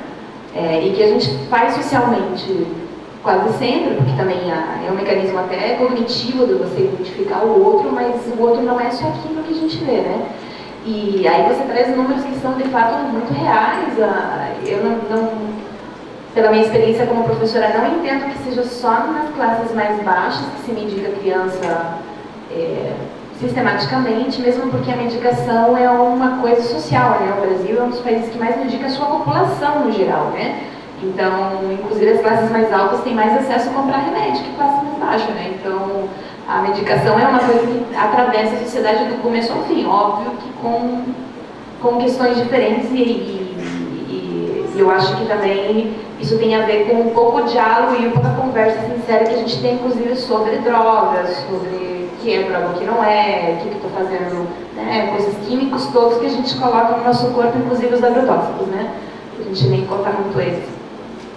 Então, e veja que essa problemática que você traz da infância é importantíssima também, porque nessa lógica da educação, da escola moderna, você cria, né, na modernidade essa lógica da infância também, e da infância como um sujeito, né? A criança na modernidade é um sujeito que precisa ser educado, que não sabe nada e que precisa virar um adulto decente. Então, tudo que eu fizer com essa criança aqui na escola vai ser o reflexo de como ela vai ser como adulto, sendo que a vida é muito mais complexa que isso, né? E crianças pensam, crianças falam, crianças entendem, e as crianças também estão condicionadas. Eu já dei aula no 3º ano do fundamental, 2º ano fundamental, 7, 8 anos, em que a criança ficava nervosa se eu não colocasse a data no quadro. Meu Deus, professora, coloca essa data no quadro, que dia hoje, me ajuda. Porque eles estão tão, desde criancinhas, a gente se coloca tanto nessa lógica da educação, que a gente se coloca na normalidade, na verdade. Se a gente escapa um pouquinho da normalidade, a gente já está fora, e isso é muito complicado, né? Especialmente quando você tem essa ideia de patologizar as coisas, né? Eu acho que é isso que eu queria falar.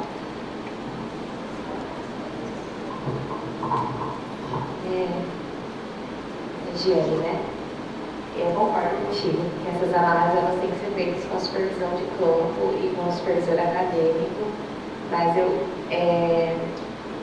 não sei, porque às vezes a gente também chega em campo e quando a gente comenta que as coisas que às vezes a gente vê em sala de aula não necessariamente estão refletidas no nosso campo, às vezes até o nosso supervisor de campo concorda.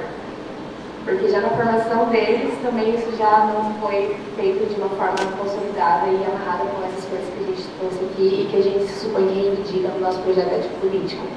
E também muitas vezes nossos supervisores estão ali já, eles já estão tanto nessa lógica da instituição que também acabam reproduzindo um monte de coisas e, como eu falei, não porque são pessoas ruins ou nem nada, mas porque está inserido ali todo dia, né? Aquilo ali é a vida cotidiana deles, então acaba acontecendo essa reprodução.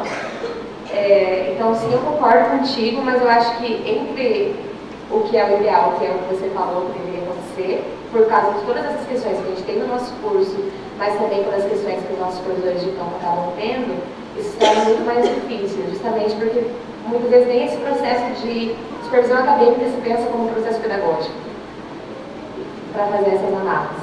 Então, eu acho que mesmo a própria supervisão é uma coisa que tem que ser questionada também, está sempre em constante posicionamento para perceber que ela tem que estar fazendo essa teoria e prática e teoria, e refletir sobre ação e ação reflexiva e todos esses movimentos que a gente fala sempre. Eu acho que eu concordo contigo, mas também discordo.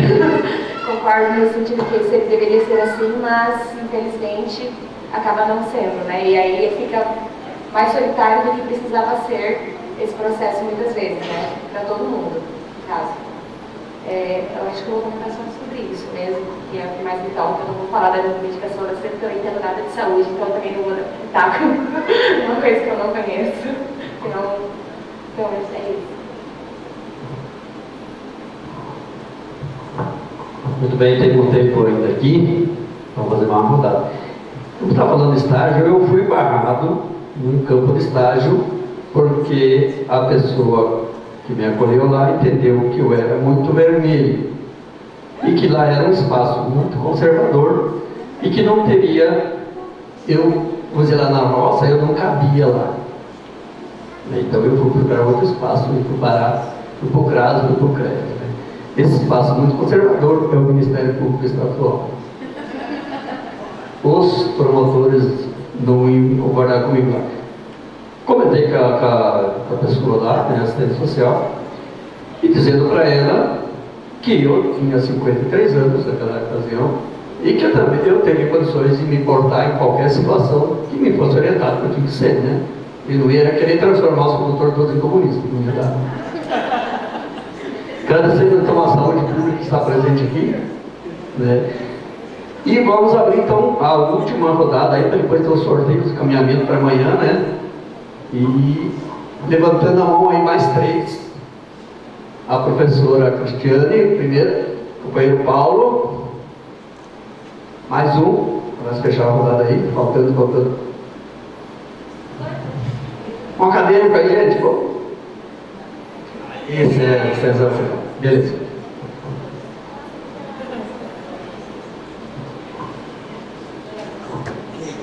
Bom, boa noite à mesa.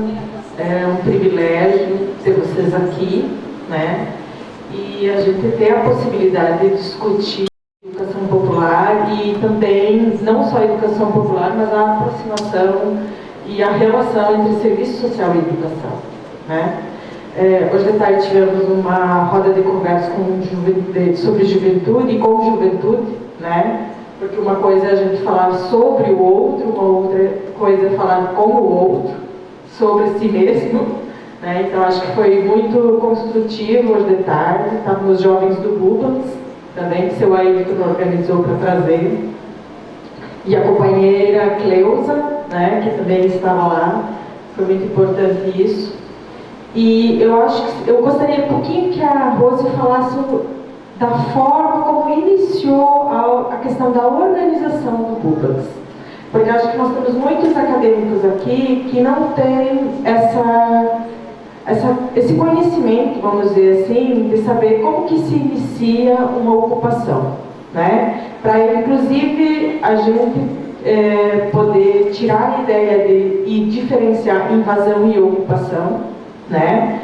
Então, acho que seria interessante comentar um pouco como que vocês se organizaram, porque no vídeo mostrou, e você comentou no começo, como vocês chegaram, enfim, mas de que forma vocês organizaram 800 e poucas famílias, né? E você disse famílias, ou seja, não era mãe, pai e um filho, né? Eram famílias numerosas. Então, como é que vocês organizaram? Não só no sentido de geograficamente, né, para fazer disso, vamos dizer, uma lógica urbana, né, mas as outras questões que envolvem isso, né, coletivas inclusive, né. Então, e como que está sendo hoje o fato de ter só 2 lideranças para 1.200 famílias, né? Ou seja, isso só é possível porque já tem uma organização provavelmente concretizada que 2 lideranças daem conta de todo esse processo. É administrar uma cidade, né? É ser prefeita de uma cidade sem recursos, né? Mas acho que seria bem interessante falar um pouco mais sobre isso, né? E a outra coisa que talvez, se a gente olha para o Movimento Sem Terra, a gente tem a escola itinerante.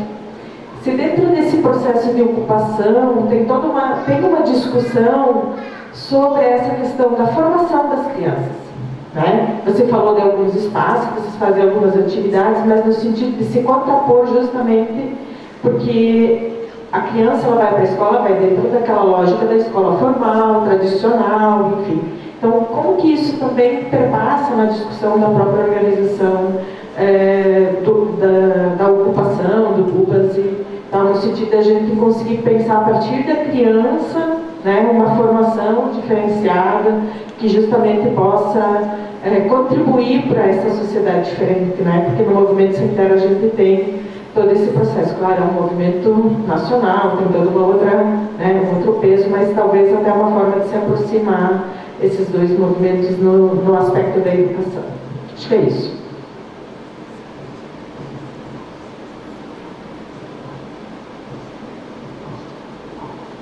Boa noite.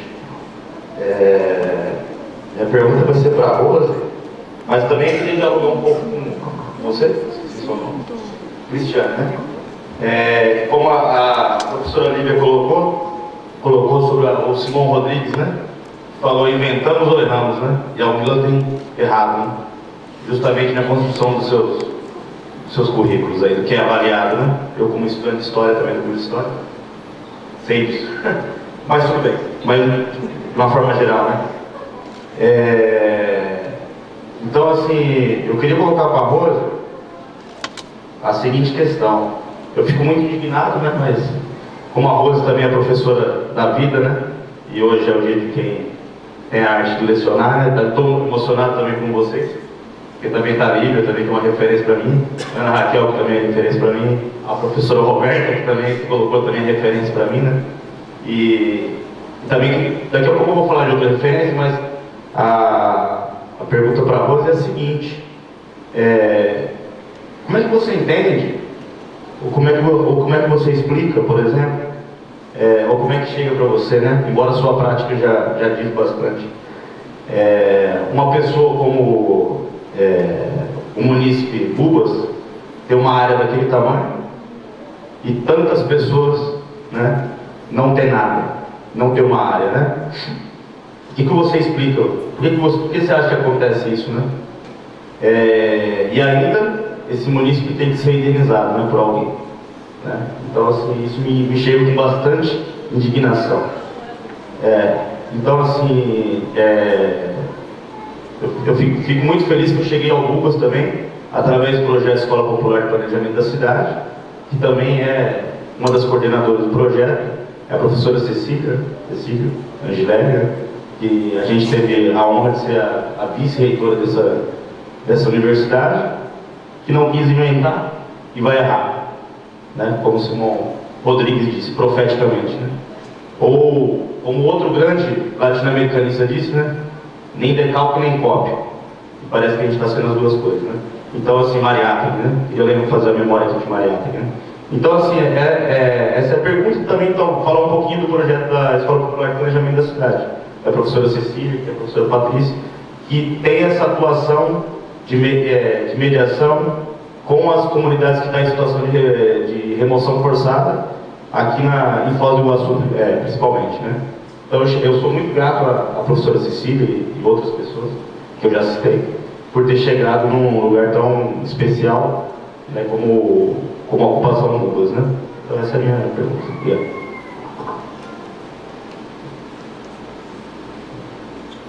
Para hablar así, porque mi voz es un poco fuerte. Lo mío no es una pregunta, es más un agradecimiento para el señor Ayrton y la señora Rossi por permitirnos ir el sábado a trabajar con ustedes. Venga, para escuchar. Bueno, lo mío no es una pregunta, es más como un agradecimiento para Rossi, para el señor Ayrton. Creo que los que estuvimos el sábado trabajando con las crianzas tuvimos un aprendizaje, y nosotros como asistentes sociales no debemos creer que todo ese aprendizaje está en las oficinas, en las carreras, en esas cosas, está afuera. Todo eso que aprendimos, o por lo menos yo que vengo de fuera, aprendí, fue gratificante. Ver la sonrisa de los niños cuando les pintan la cara, ver a todas estas personas trabajando por esa comunidad tan grande, es gratificante, y es algo que no se consigue ni en el aula, ni en un CRES, ni en un CRAS, ni en ninguna parte, ni en ninguna institución. Entonces es como agradecerles a ustedes, a mí personalmente, por permitirme entrar en sus vidas, permitir aportar algo desde mi pequeñez como humano, y ver a un niño feliz es muy importante. Creo que sería solamente eso. Gracias.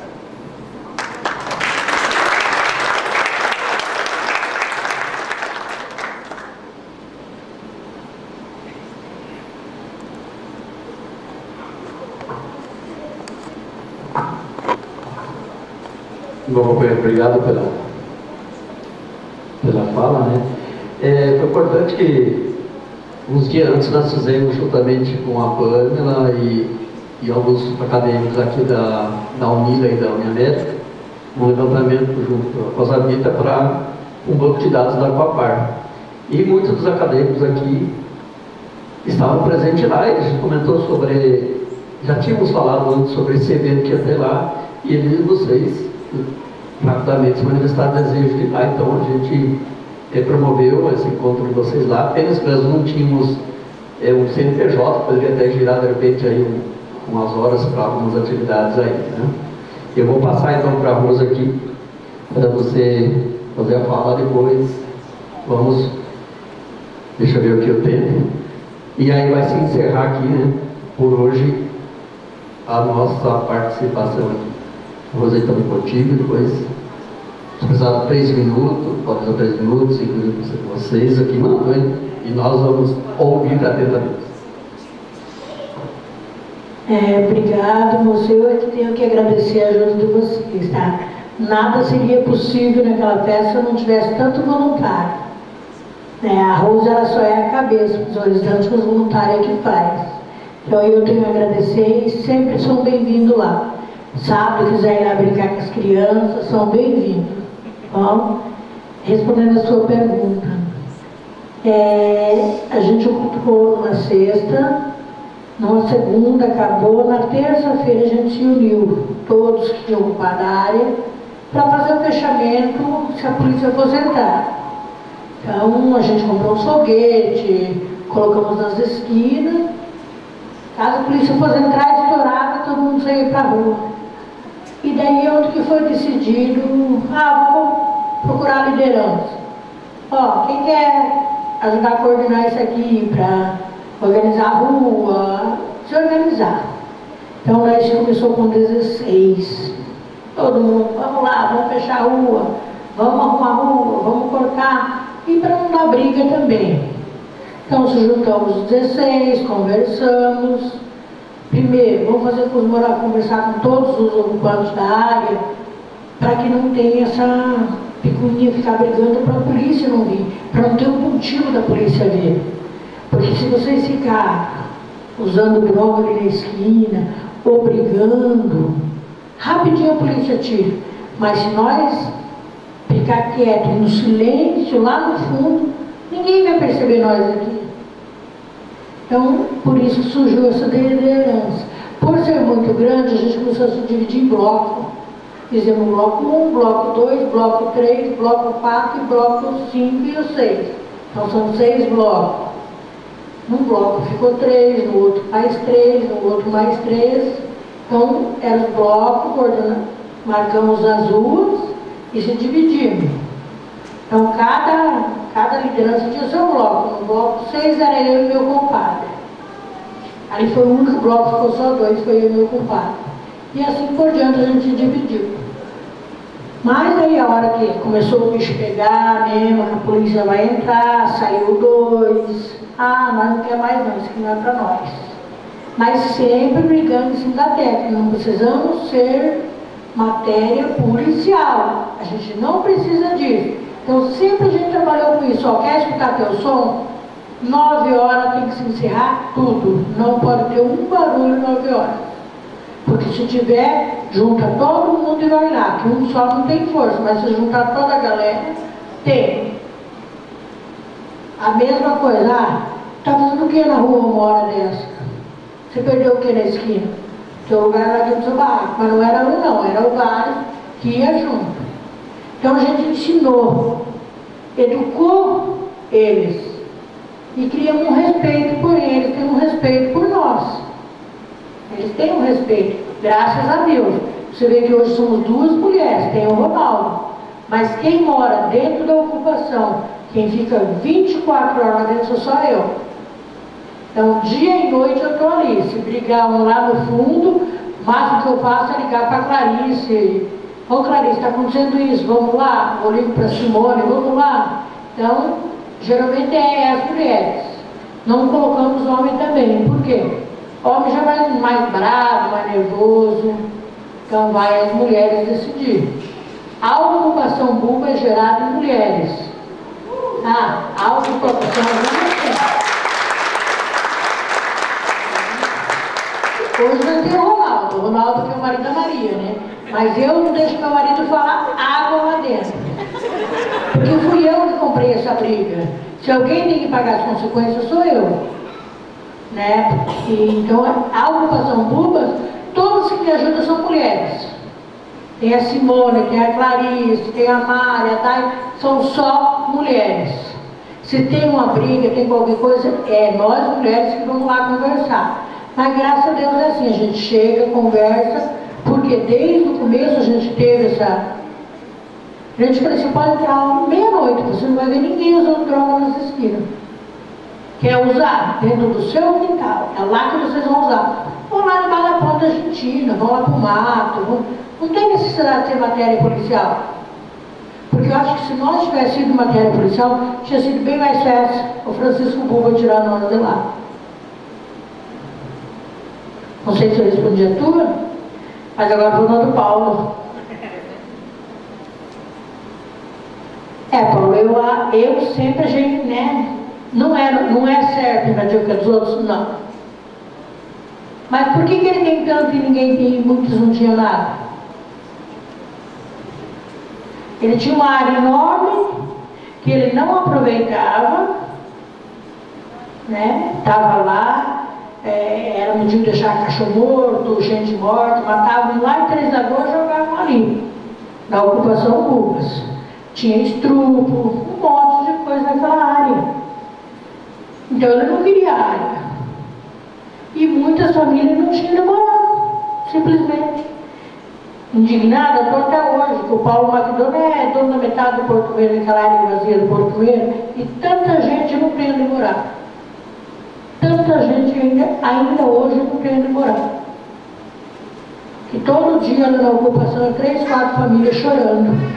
Não consegue pagar aluguel, não consegue pagar água, não consegue pagar luz e não tem onde morar. Então todo dia eu estou indignada com isso, Paulo. Todo dia eu estou indignada com isso. De ver tanta área no Porto Meira. Agora, há poucos dias, tem que uns 30, 40 dias, tentaram invadir a área do Paulo McDonald. Está lá também a Deus dará. Mas como ele tem, questão de 5 minutos, a polícia bateu lá no Paulo todo mundo. Aí deixaram de cercar. Aí eles acham de arrumar. E o Francisco Buba, na verdade, tinha comprado tudo, né? Tinha comprado tijolo, tinha comprado areia, tudo para retirar nós de lá e cercar. Mas nós batemos o pé, ficamos, estamos lá, ganhamos o direito de moradia. Agora a Foz Habita já começou a fazer o levantamento. Então, indignada, estou todos os dias quando alguém bate na minha porta, chorando que precisa de uma moradia, eu me indignei com tanta terra lá e tanta gente sem ter onde morar. E só sabem cercar ou limpar quando alguém tem que invadir. Antes eles não fazem. Antes ninguém vai lá limpar, falar, é meu, dono, não é deles. Não era. E depois nós ocupamos a área, não, porque eu plantava, porque eu fazia isso, porque eu fazia aquilo. Naquela área não tinha uma árvore, tinha mato, cordonão, capim tinha bastante. Hoje você chega lá, dá gosto de ver. Mas não tinha. Tinha cordão, tinha capim. E o que mais tinha naquela área. Então é um direito o cidadão ter de morar? É. E é isso que a escola popular veio a nos ensinar. Nós não sabíamos. Então quando chegou lá, foi difícil. A gente aprendeu com a Cecília que nós tínhamos direito, batemos no peito, esse é nosso direito, tiver que ir para a rua, vamos, mas vamos fechar onde? Vamos fechar a nova Avenida das Cataratas. Se nós fechar ali, se resolve rapidinho. Vamos fechar a nova avenida. Se fechou a avenida, fechou o Foz do Iguaçu. Parou o Foz do Iguaçu. E não ia ser fácil para ele tirar não, gente. Porque daí quando isso já aconteceu, já tinha mais de 1000 famílias em cima. Então, Paulo, a gente só tem a agradecer ao Nilo, Escola Popular, novamente eu falo, sempre veio falar, vai sair várias reportagens agora, que eu dei, né, o pessoal procurou, e sempre falo, ao Nilo, a Escola Popular da Ocupação Bubas, 1.500 famílias, está lá hoje, graças à Escola Popular e ao Nilo, senão nós tínhamos saído, gente. Quando a Cecília chegou, nós até hoje, estava todo mundo com a caixinha, nas caixas, coisas já. Nós ia ser retirado aqui para 3 de agosto, barraco também. Então a gente só tem a agradecer, né? Não sei se estou respondendo a pergunta que vocês fizeram, que eu também gosto muito, fico nervosa, mas depois eu vou estar aí no meio, se quiser fazer pergunta, eu vou estar para responder, tá bom? Obrigada.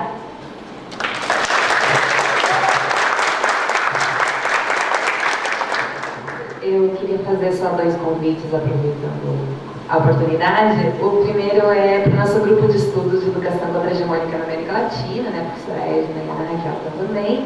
A gente tem gente, tanto professores quanto estudantes de vários cursos, né? De história, serviço social, arquitetura, antropologia, assim vai, né? Eles acontecem nas terças-feiras de manhã, de 8h30 a 11h30, lá no IMEA, toda semana. A gente está terminando de ler um livro agora, a gente vai escolher o próximo daqui a pouquinho.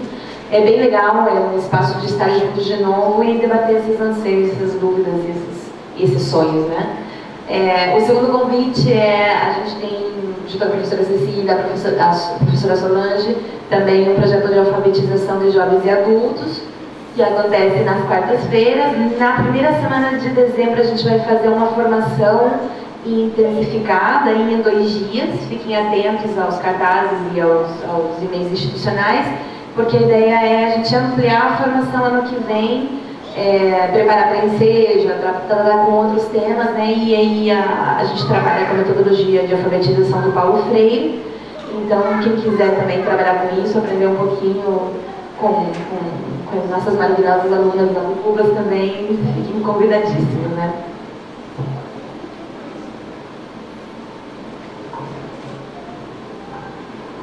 Só agradecer o convite e a confiança do pessoal da organização da Semana Acadêmica que me botou nessa posição.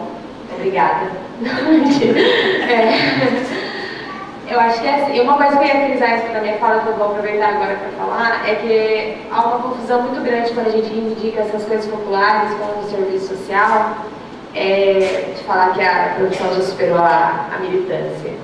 E quando a gente está alinhado à educação popular, a gente entende que o serviço social está inserido na divisão social do trabalho, que a gente é mediado por uma relação assalariada. Mas é indispensável a gente fazer essa interlocução entre a educação popular e o nosso código de ética, o nosso projeto ético-político e todas as coisas que a gente debate em sala de aula e as coisas que a gente vê no campo de estágio, nas instituições que nós estamos. E que isso não é militância, isso é firmar nosso compromisso constante e diário com a classe trabalhadora, mesmo tendo todas essas outras mediações por trás disso. Só isso para frisar mesmo, porque às vezes essas coisas se confundem, né? Então a gente sabe que não é militância, a gente entende muito bem a posição que a gente ocupa na sociedade. E é isso, mas de novo agradecer a Edna maravilhosa, obrigada pela sua fala, todos os professores aqui presentes e o pessoal da organização. Obrigada. 2 minutinhos, então, para uma fala do companheiro.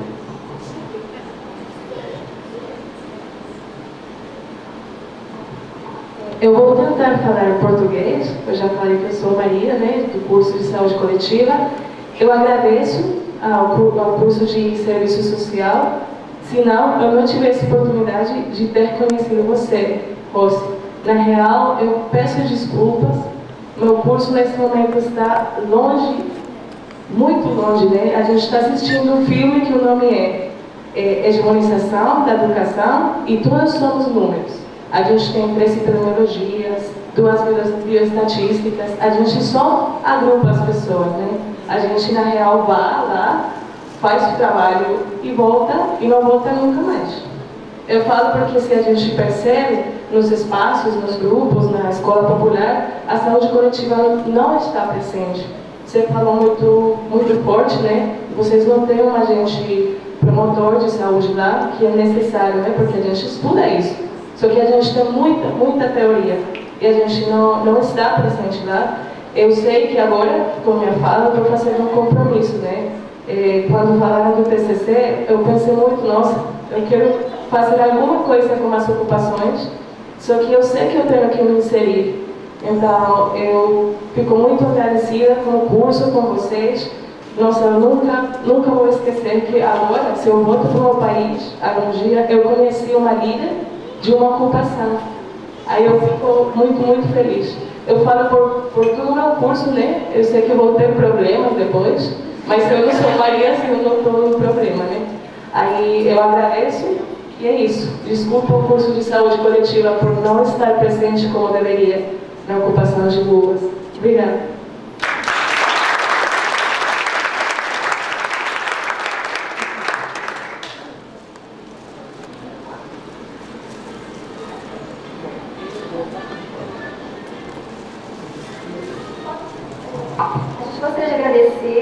mesa, mais uma vez, as falas de todos vocês. Deixou, de fato, a gente, desde ontem, quando a professora Pedro falava que estar aqui, estar na universidade era plantar uma sementinha, literalmente, dentro da gente. Acho que esse sentimento que, pelo menos eu e vários colegas que eu tive a oportunidade de conversar, tem essa sensação na hora de ir para casa, de uma sementinha plantada e esperar que uma hora ela germine, uma hora ela dá frutos. Então as falas de vocês foram incríveis e a sementinha está plantada. Uma hora a gente colhe. Obrigada, Rosa, obrigada, Suaide, obrigada, professora Lívia, obrigada, Ana Raquel. E amanhã a gente dá continuidade à nossa terceira semana acadêmica. A gente vai falar sobre o tema da semana acadêmica do dia de amanhã. Muito obrigada, se vocês quiserem sair.